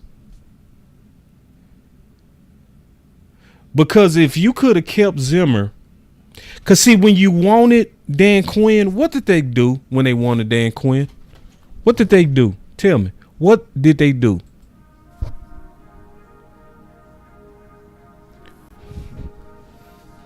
When they wanted Dan Quinn, they threw dollars at him, didn't they? They threw head coaching bread at him, didn't they? See, bro, I like Matt Eberflus. I do. I have no problem with Matt Eberflus when it comes to how he coached linebackers. I have no problem with that. But it's going to be very hard for me to believe that you're going to be able to have a staff come together and rock like what Zimmer did with the crisis that Zimmer had. I don't believe it. I don't believe it. I just don't. I don't, bro. What about, see, that's why I hate this trend shit. Other teams, you know, when they get a coach, they thinking about the quarterback. If that's all you had to do was just throw Zimmer name out there and say, hey, we interviewing Zimmer. You didn't interview Zimmer or Al Harris. Likely, they want to get away because they offended. Now, you Al Harris and you got me as the assistant head coach. But then when it come down to interviewing for a head coach, you skip me for Brian? Think about how that feel, y'all. Just think about it. Just common sense. Now, I was good enough to be the assistant head coach, but I wasn't good enough to get a sit down in the same hometown. You could have called me up to the office and interviewed me. You could have just said, hey, we want to have an interview with you. Since you was the assistant, we want to ask you some questions. So you mean you went with Brian and you...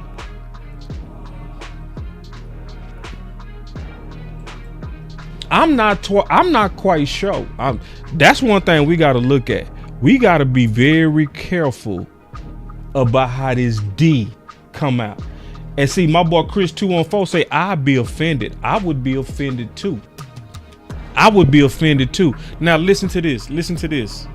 I'm breaking this down. Listen, I told y'all, man, I decoded this stuff. Listen. Particularly been a part of seeing what's brought this players in here today. Guys like that. And I know that Schotty is no stranger to these guys. I know he's no stranger to this building.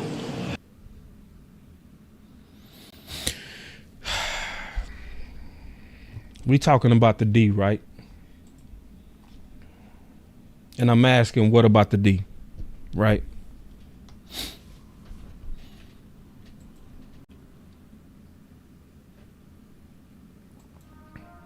He talk about these guys. Was Micah there? Was Tank there?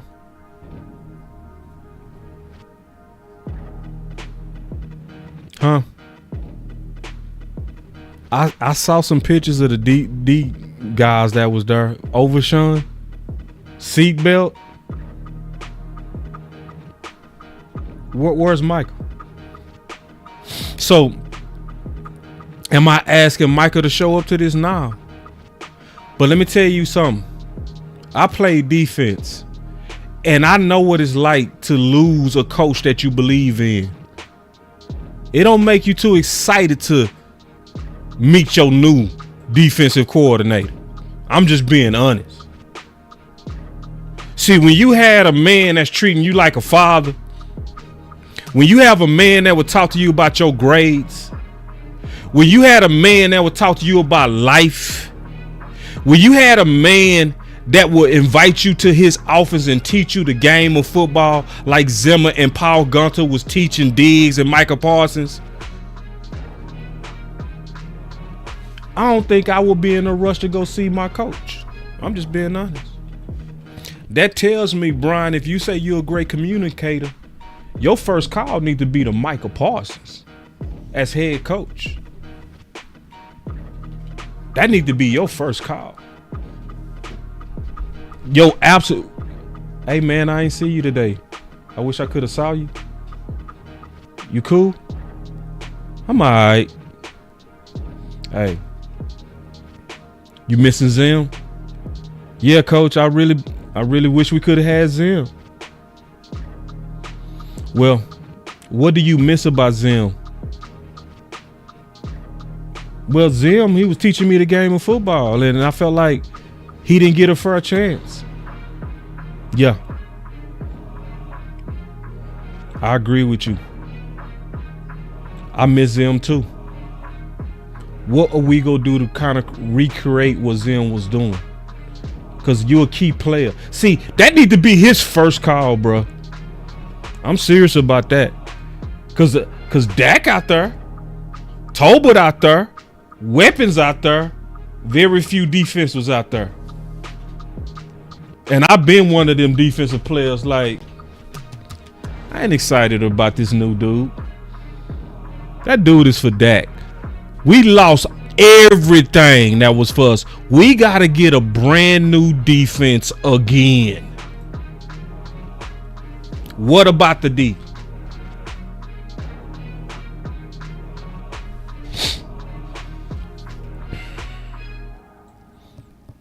Yeah, man.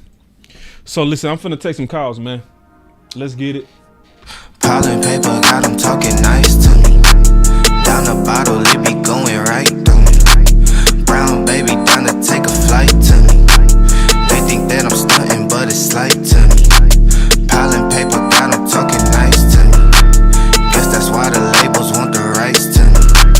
CD on my back and it feel light to me. They think that I'm stunting, but it's slight to me.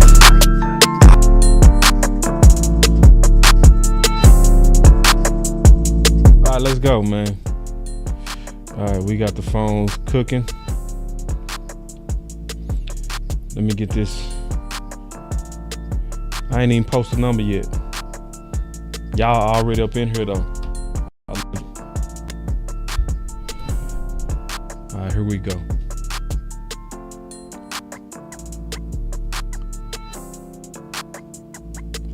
Chris 214, you live.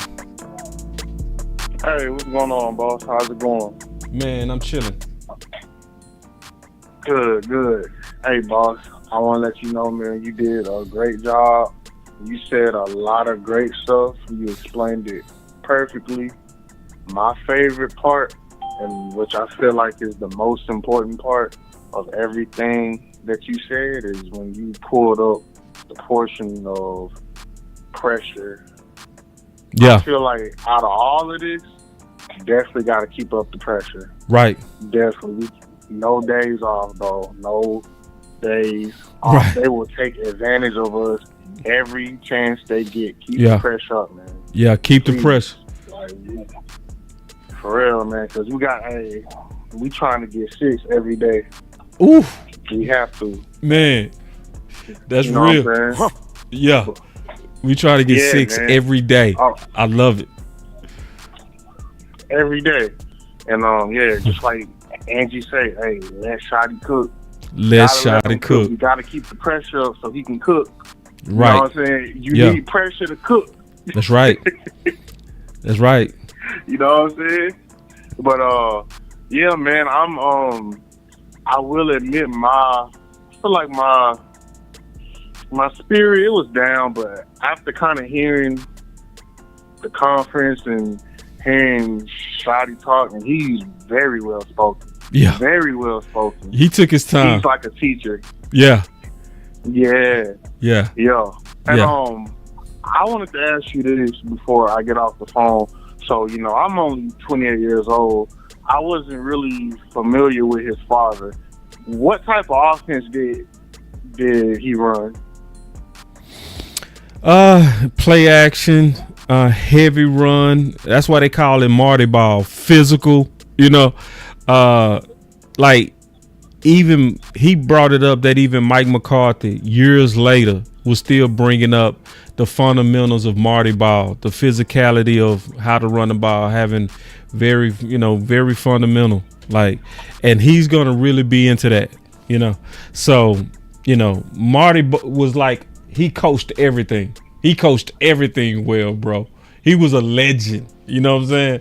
So a very, very winning coach, man. So yeah, Marty Ball is a real thing. That's why he's a fit, and that's why Jerry was talking the way he was talking when he said, based on where the NFL is and where it's going.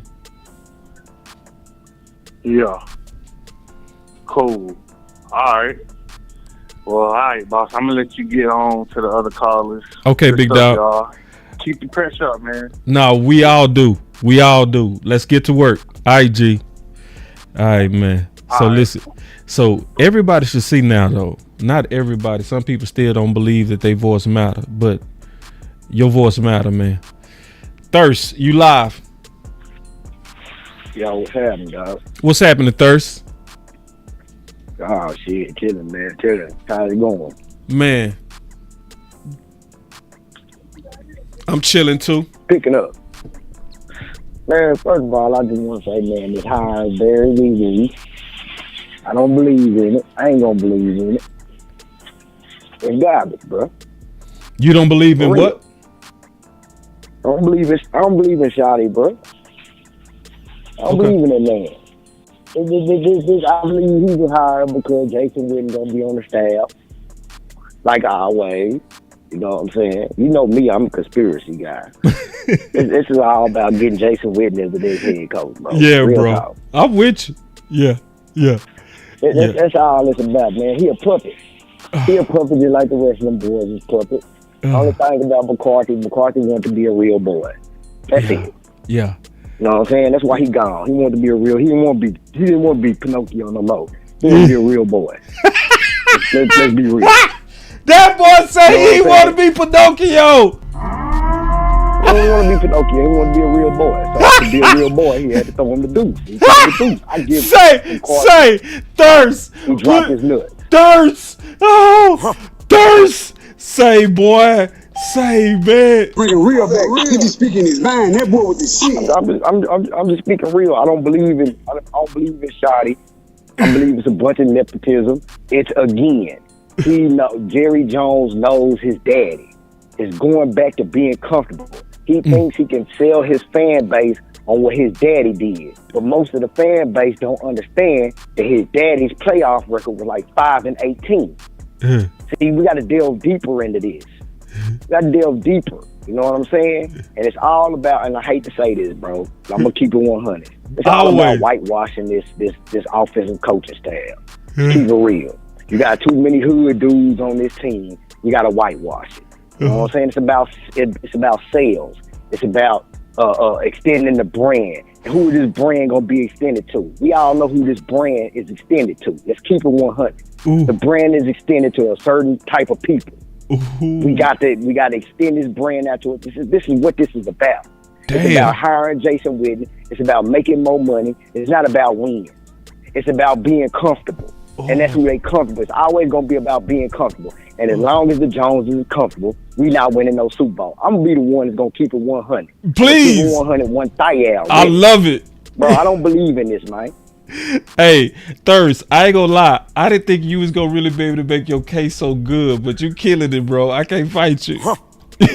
God, bro, nah, you can't. You can't, bro, because you know most people know I'm telling the truth. I understand Cowboy fan. I'm a Cowboy fan. Yeah. I understand how most Cowboy fans is. They fall in love with the names on the back of the jerseys because we ain't won, so we hold on to people too long. You know what I'm saying? I understand, but it's time, like you said, it's time to put the pressure on them. And if we don't put no pressure on them, the Jones are gonna do the same thing. And another thing I want to say, well, don't Stephen Jones look like one of them boys that been caught on to catch a predator? He was sitting over there. He got caught with a 13-year-old girl. He a weirdo too. Real talk. He a straight weirdo. I don't believe in nothing these dudes saying. I don't believe in nothing they want to sell us. Did you see the press conference when they introduced Jerry Jones? Everybody clapped. And then they introduced Stephen Jones. Didn't nobody clap? Nobody believes in these dudes. Nobody believes in them. And anybody who do believe in them, you a fool. You're gonna see next year they're gonna be they're gonna be a worse team next year than what they was this year. God, all the Cowboy fans, we need to get ready. Get ready for it. I understand y'all hope and optimism. It's our team. I totally understand that, but us fans got to get ready for the buffoonery that's about to happen. Man, listen, Thirst, this is the best angry call I've ever had, bro. Cause you actually making sense with your anger, bro. That's the difference. You ain't just mad, you making sense. Ooh. Real talk. Who is Shotty? I listen to you, I listen to Big, I listen to Law all the time. I understand. But who is Shotty? Who is he really? Now, wait. In terms of Shotty, I do think he qualified. I do. In terms of the yes man and the puppet, I can't fight you on that, bro. Especially when Jerry was out here talking about what's the word he used? Deference. That he has deference. Mm-hmm. Yeah, see, that's what I was like. Oh shit, you know what I mean? I was like, did I just hear him say he got deference?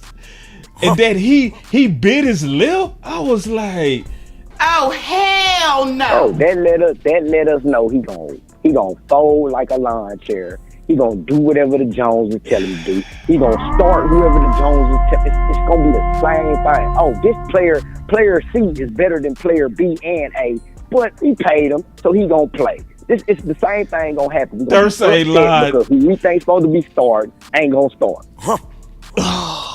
Thirst. Hey. And then I'm gonna tell you. This is a good call. I'm gonna tell you this. Damn. Everybody on this Genty kid, and I understand Genty look good. Yeah. But what I don't like about Genty is I feel like with Genty we're gonna be in the same situation with Zeke.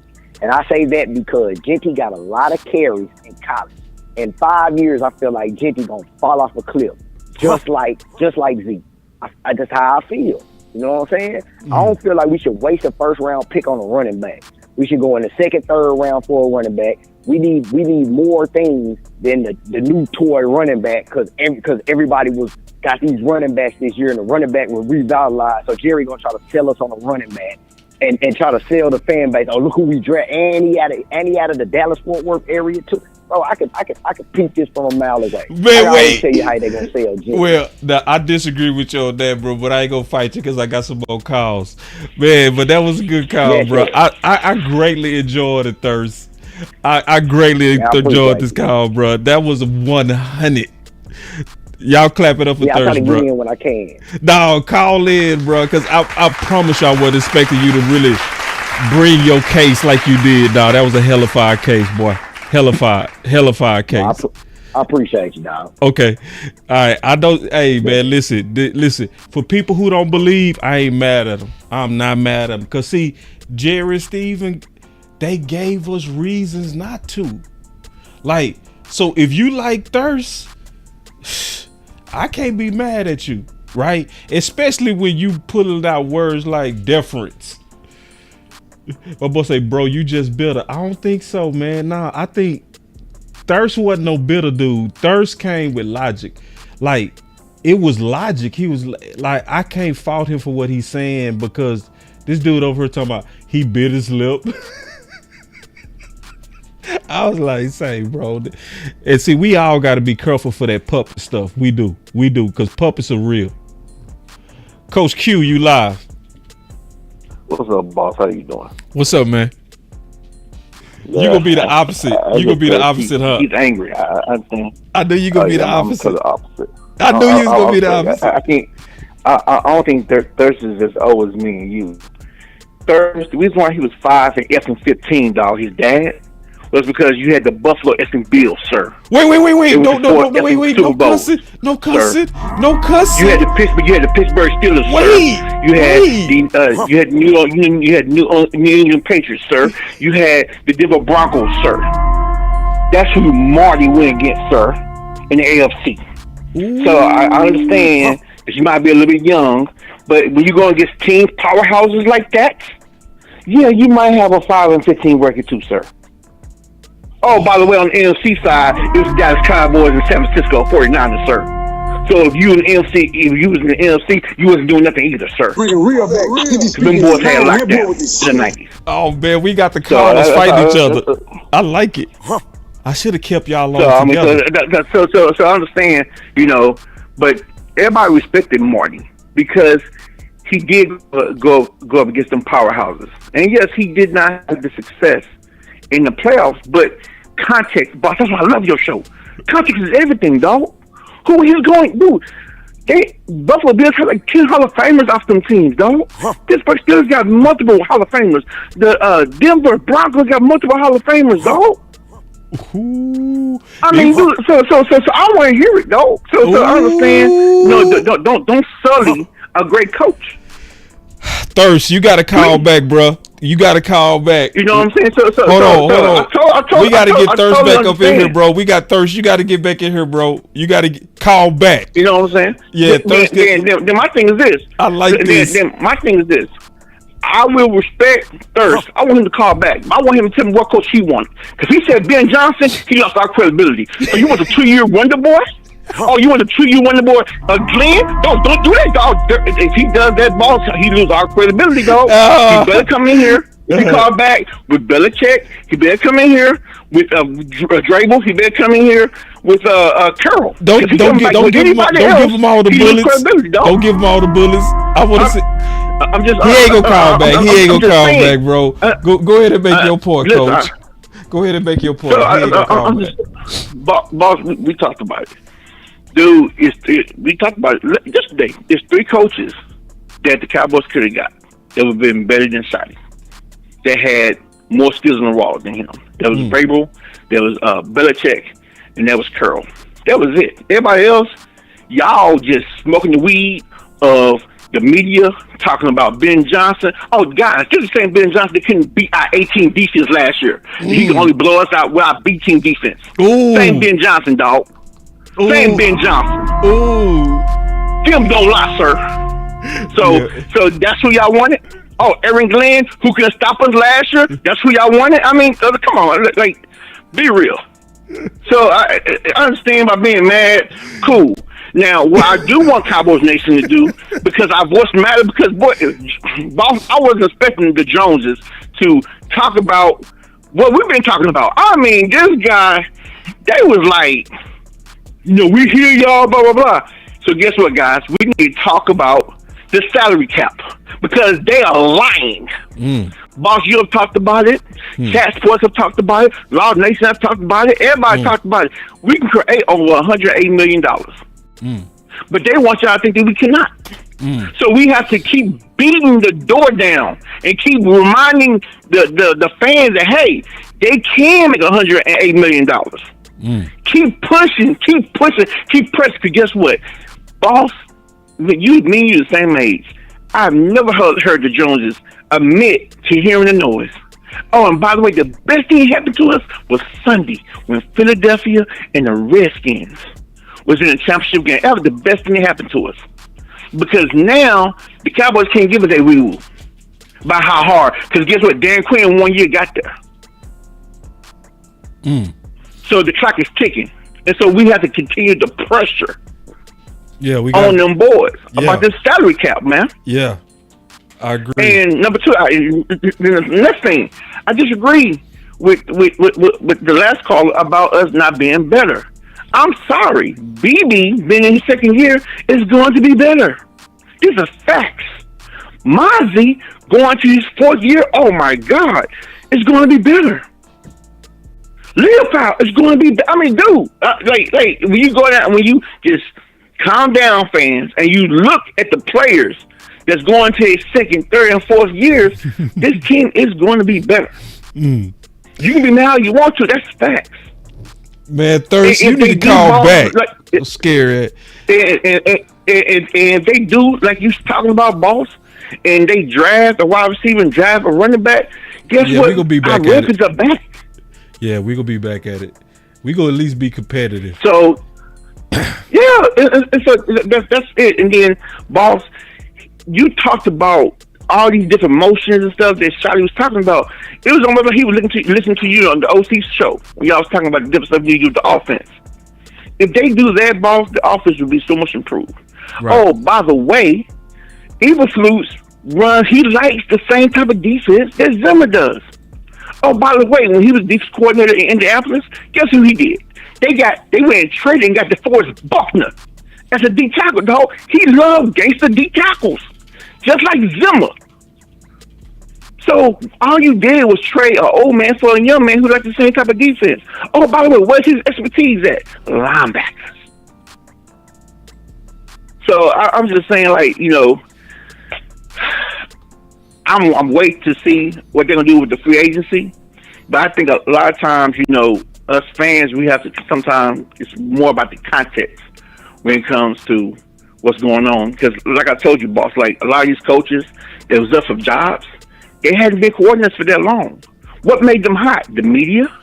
Come on, man.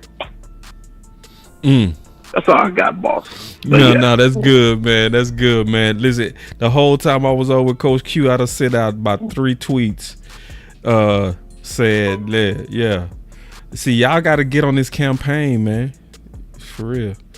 All right, so we got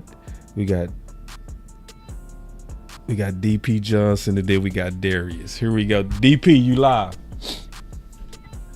What up, boss? Hey, we got somebody new. Pick it up, bro. Hold on real quick, DP. We got us a new subscriber. He say, man, he new, man. I appreciate it, man. Welcome to Boss Cowboy Sports. Go ahead, DP. Okay, yeah. Welcome to the boardroom, sir. Check it out. Let's go. I'm a little offended for Mike Zimmer, much in the same way that, man, it's kind of cold, bro, when you think about it. Like, he was brought in because they know him.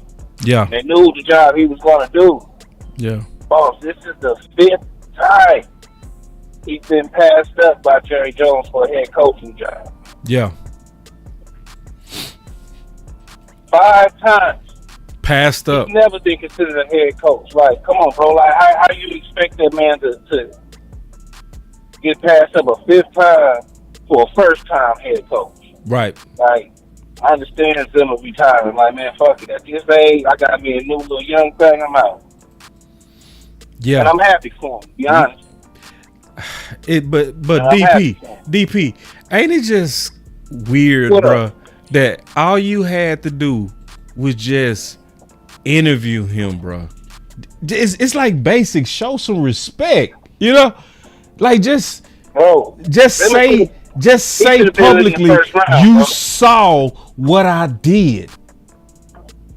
I took over Dan Quinn defense. Did that team quit on Zimmer, bro? Not at all. Not at all. I want y'all to remember when we started the season, by week 3, we were starting our 4th and 5th defensive ends. The guys we signed to be our starting defensive line, one of them was already cut. The other one was injured.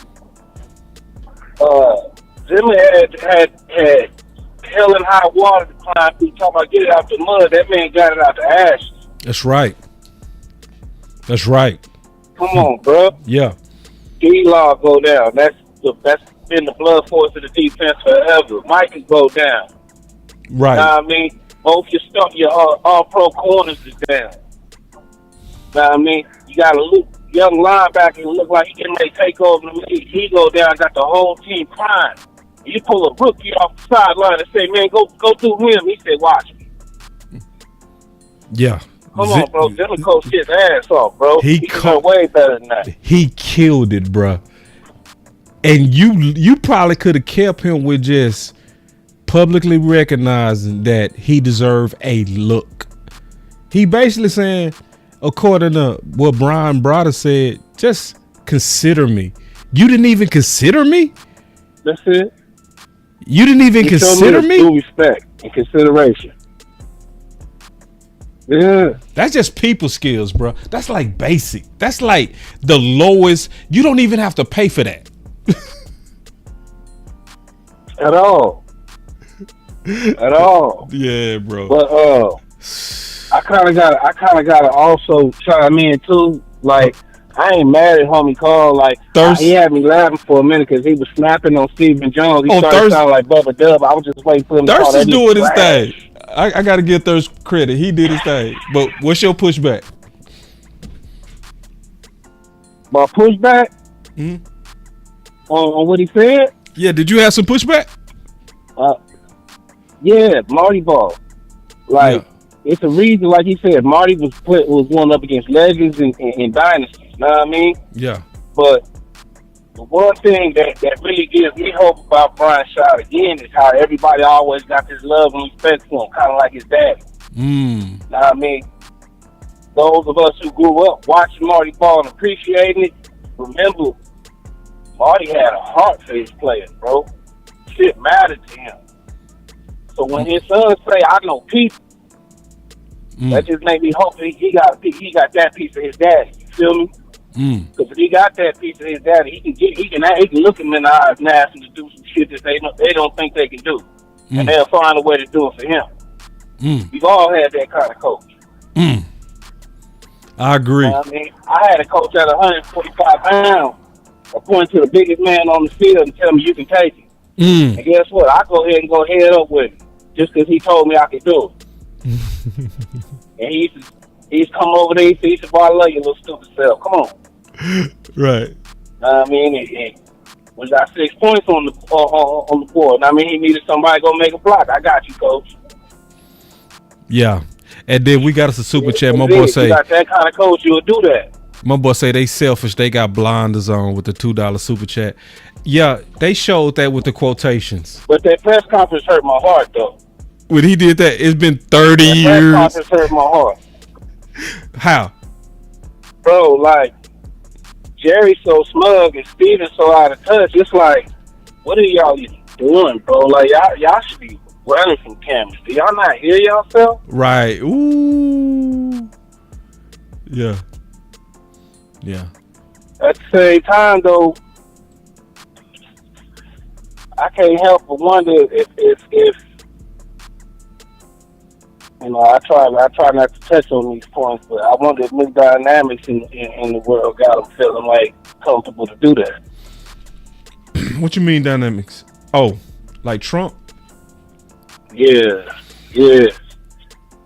Could be. Got them feeling like they can do that, and you know, it's a lot of other possibility. Folks taking license nowadays. It could be part of it. I don't know. Could be.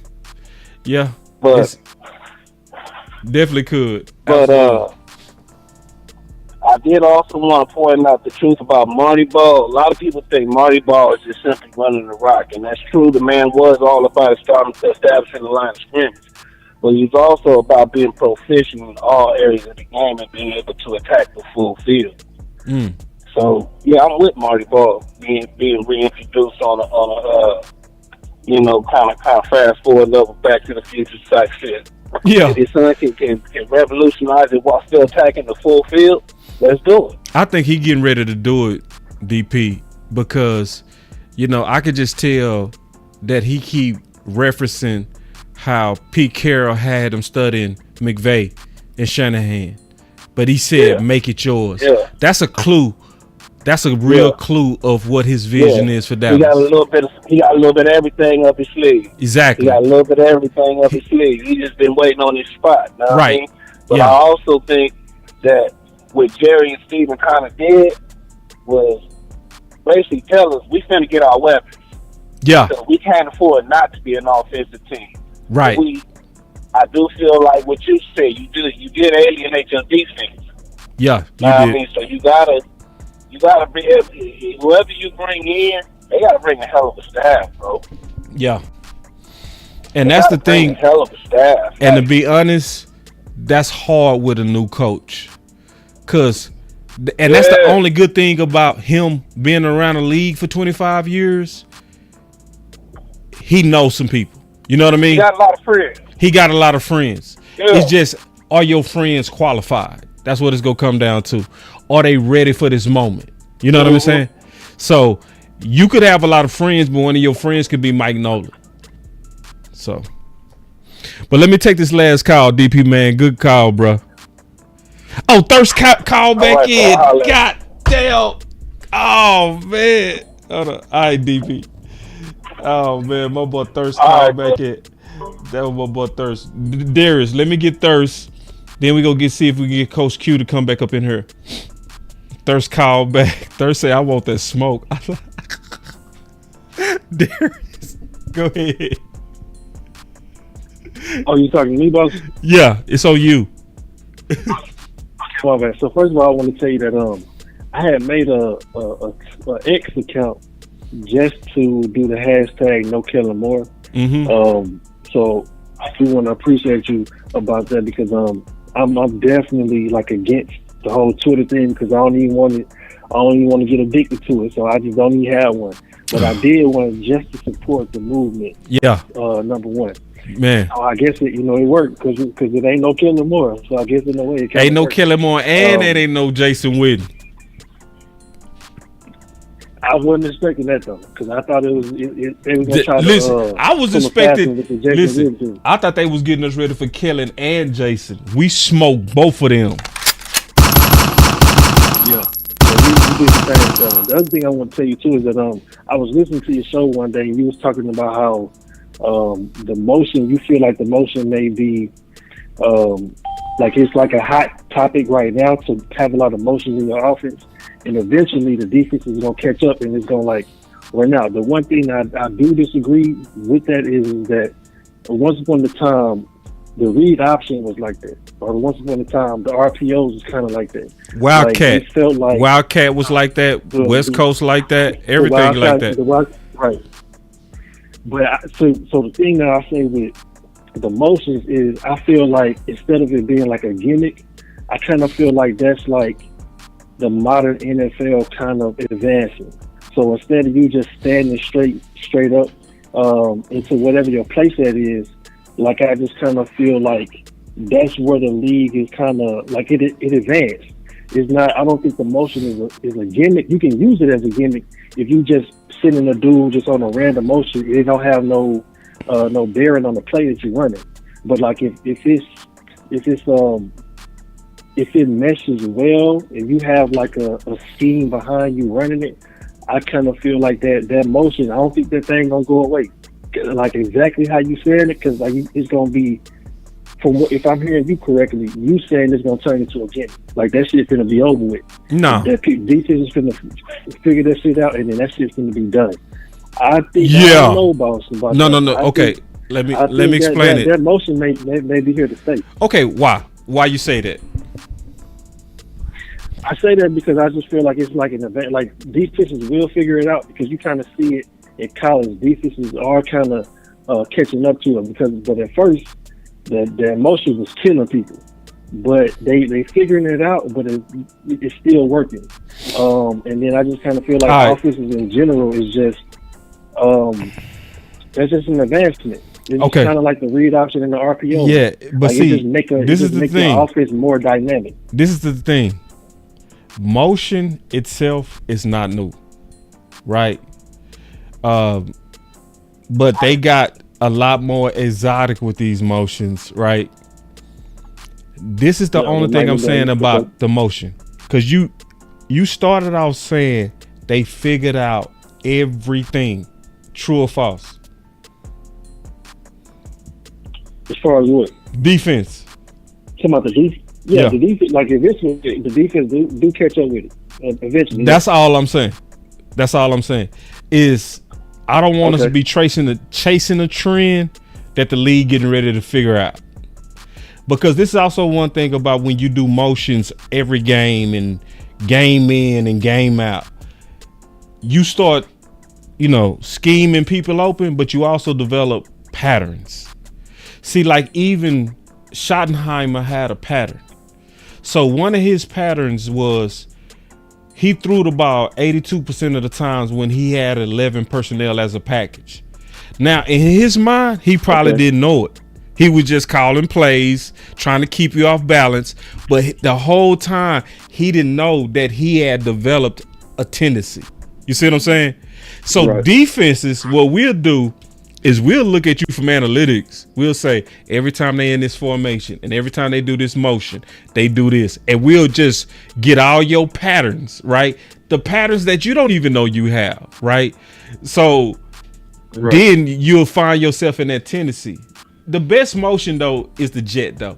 That's one thing that ain't gonna never kind of get out scheme. I remember you saying that. Because that just requires you to communicate fast. So, and then I know this from playing defense.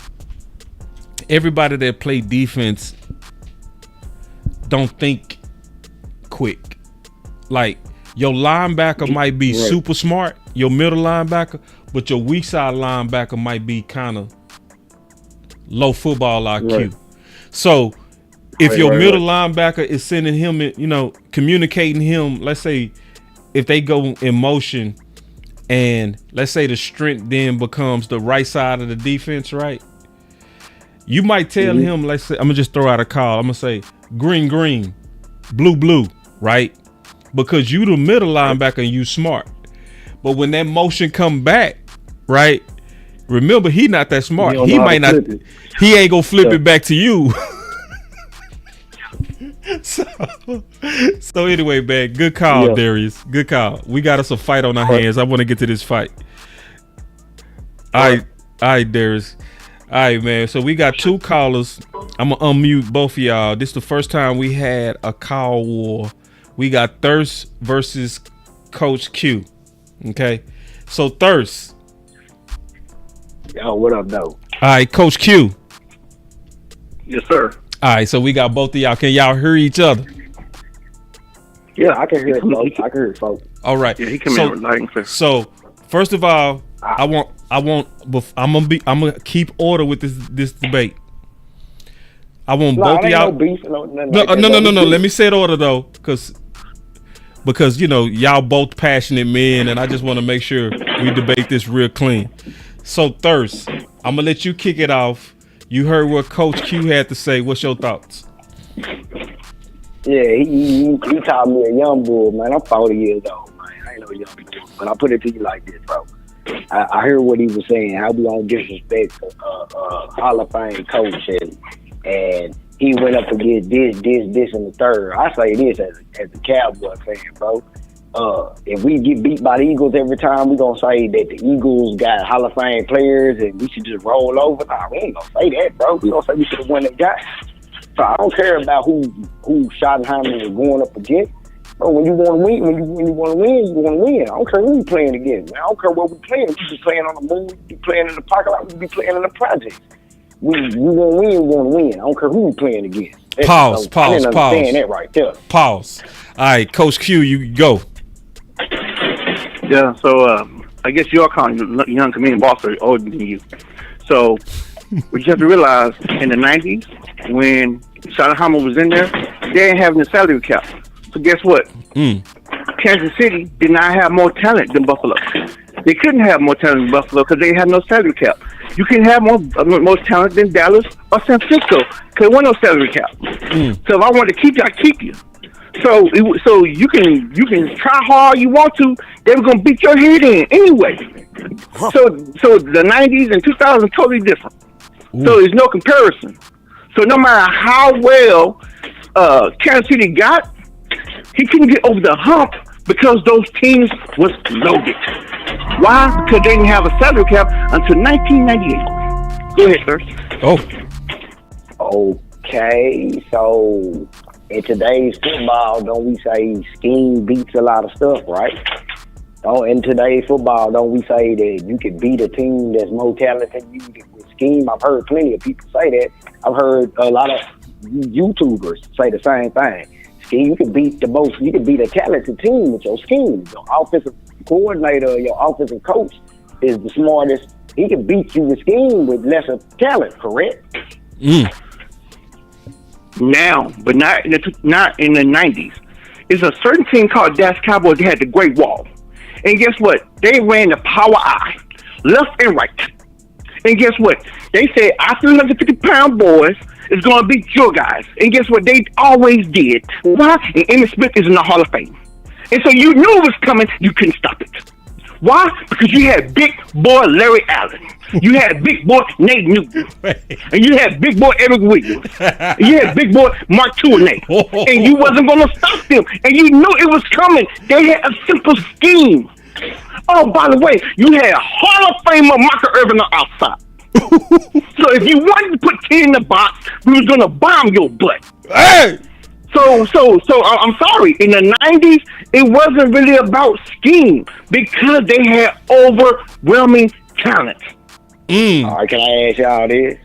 Can I ask y'all a question? Y'all, wait. Y'all both got one more because I'm liking this. Y'all got one more, and then we go settle it. I just want to ask this question here, hypothetically speaking, right? Mm-hmm. Let's say you put the '90s Cowboys against that 6 Super Bowl winning team, New England Patriots.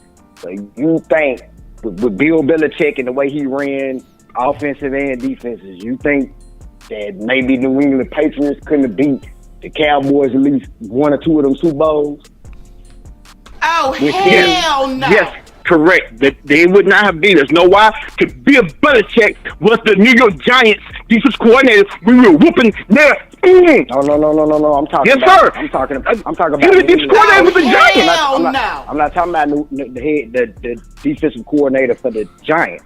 I'm talking about the New England Patriots, Bill Belichick, and the way they set that team up. That's the same person. We're playing a game of Madden. Let's hypothetically, we're playing a game of Madden. Do you think that New England team could have beat the 90s Cowboy team in the Super Bowl at least one time? Hell no. Okay, I'm liking this. Best I can. I'm asking a question. Hell no. That's what I'm telling you like this. Hell to the no. Oh, I was just asking your opinion. Listen, okay, hold on. Right. If the 49ers, who had just as good of a loaded team, could only be us once out of 3 times, you think the Patriots was going to handle us? I think they could have at least won one of them Super Bowls against Dallas. I think this 3-peat Kansas City Chiefs team, as constructed today, would at least won one of those Super Bowls against Dallas. No. On pure scheme alone. That's what I'm saying. Oh my God. Oh, hell Boss, you can handle this. No, I'm gone, bro. I'm getting both of y'all on my phone with that. I ain't fighting either one of y'all, bro. Cause no, bro. That Dallas Cowboy defense was number 1 and number 2 in defense and offense. What do you think? No, that was the no. I'm gonna get both of y'all on my phone. All right, listen. Y'all both gotta go, bro. But hey, listen, y'all. No, wait. Thirst. Hold on. This is our first conference battle. Y'all clap it up for both of these men. I thought it was classy. It was real fun. It was. That's classy. We gotta do this more often, man. This is the first time we had us a caller off. We gonna have to do this again, bro. This was well done. I clap it up for both of y'all dudes. Yeah. I'm gonna hang up on both of y'all. We gonna settle this in the chat. All right. So yeah, that was good, man. Both of them dudes was classy too. So here we go. Who won, Coach Q or Thirst? Y'all gotta decide. I ain't gonna decide. I like both the calls. I could decide, but I'm not gonna decide. I'm not gonna weigh into it. I want to get y'all thoughts on that. Who won that? Who won it? Coach Q or Thirst? And we gonna have to set up some more of these. We got to set up some more of these debates, man. Who won that, Coach Q or Thirst? All right, y'all ain't voting. So anyway, let me get to the point. Let me just say this. Oh, Coach Q? Yeah. Look like Coach Q is running away with it so far. Yeah. Ooh, overwhelming Coach Q. Thirst, you ain't even get one vote. That's okay though. Thirst, you still went hard though. You did. Yeah, I ain't gonna lie. I was thinking Coach Q too, cause you kind of messed up at the end when you start comparing Kansas City to that Dallas Cowboys. Nah, bro. They had too much talent, bro. Like, for real. They had 3 first-round weapons. Kevin Williams was a first rounder. Harper was a first rounder. Irvin was a first rounder. Aikman was a first rounder. Emmett was a first rounder. Everything on the perimeter was first round. That defense for 5 years straight was number 1 or number 2. Put it like this: Darren Woodson was on the bench, and he a Hall of Famer. No, Kansas City. That team had Dion on it. No team today was ready for that Dallas team, bro. Real talk. So that's if you didn't go there, it would have been good. You would have probably won that debate, or it would have been close. But what you said, these teams today could keep up with that team? Nah, bro. That was the first true dynasty, bro. For real. That's the first team that should have easily four-peated. Easily. Yeah. So anyway, man. Getting back to this. I enjoyed that though. We gonna do that again. With Brian Hunt, this is the biggest thing. I'm gonna say what Chris 214 said. The biggest thing to take away from this is Shotty is gonna need our help. He gonna need our help. You know, we're not naive. I know our fans. You know, they're not going to believe, and there's going to be pressure until we get the job done. Boss Cowboy Sports, where your voice matters. Look, moving too bossy, we don't tread softly, but not flossy, the streets that taught me, moving too bossy, we don't tread softly, but not flossy, the streets that taught me, I'm just trying to get my nigga paid. We came from Section 8, and I knew I was at since the 2nd grade. Man, I swear my time is coming, cause I'm never late. Came from broken homes and broken dreams to getting paid. Love, dollar bill, listen close, this is not a drill. Cause hungry trying to get a meal. I've been in light, who gon' pay a bill? I've been in action, been in traction, surplus with niggas lacking, shining light but still be blacking, red lights will stop the action, green to go, even when it's slow. Higher heights to balance out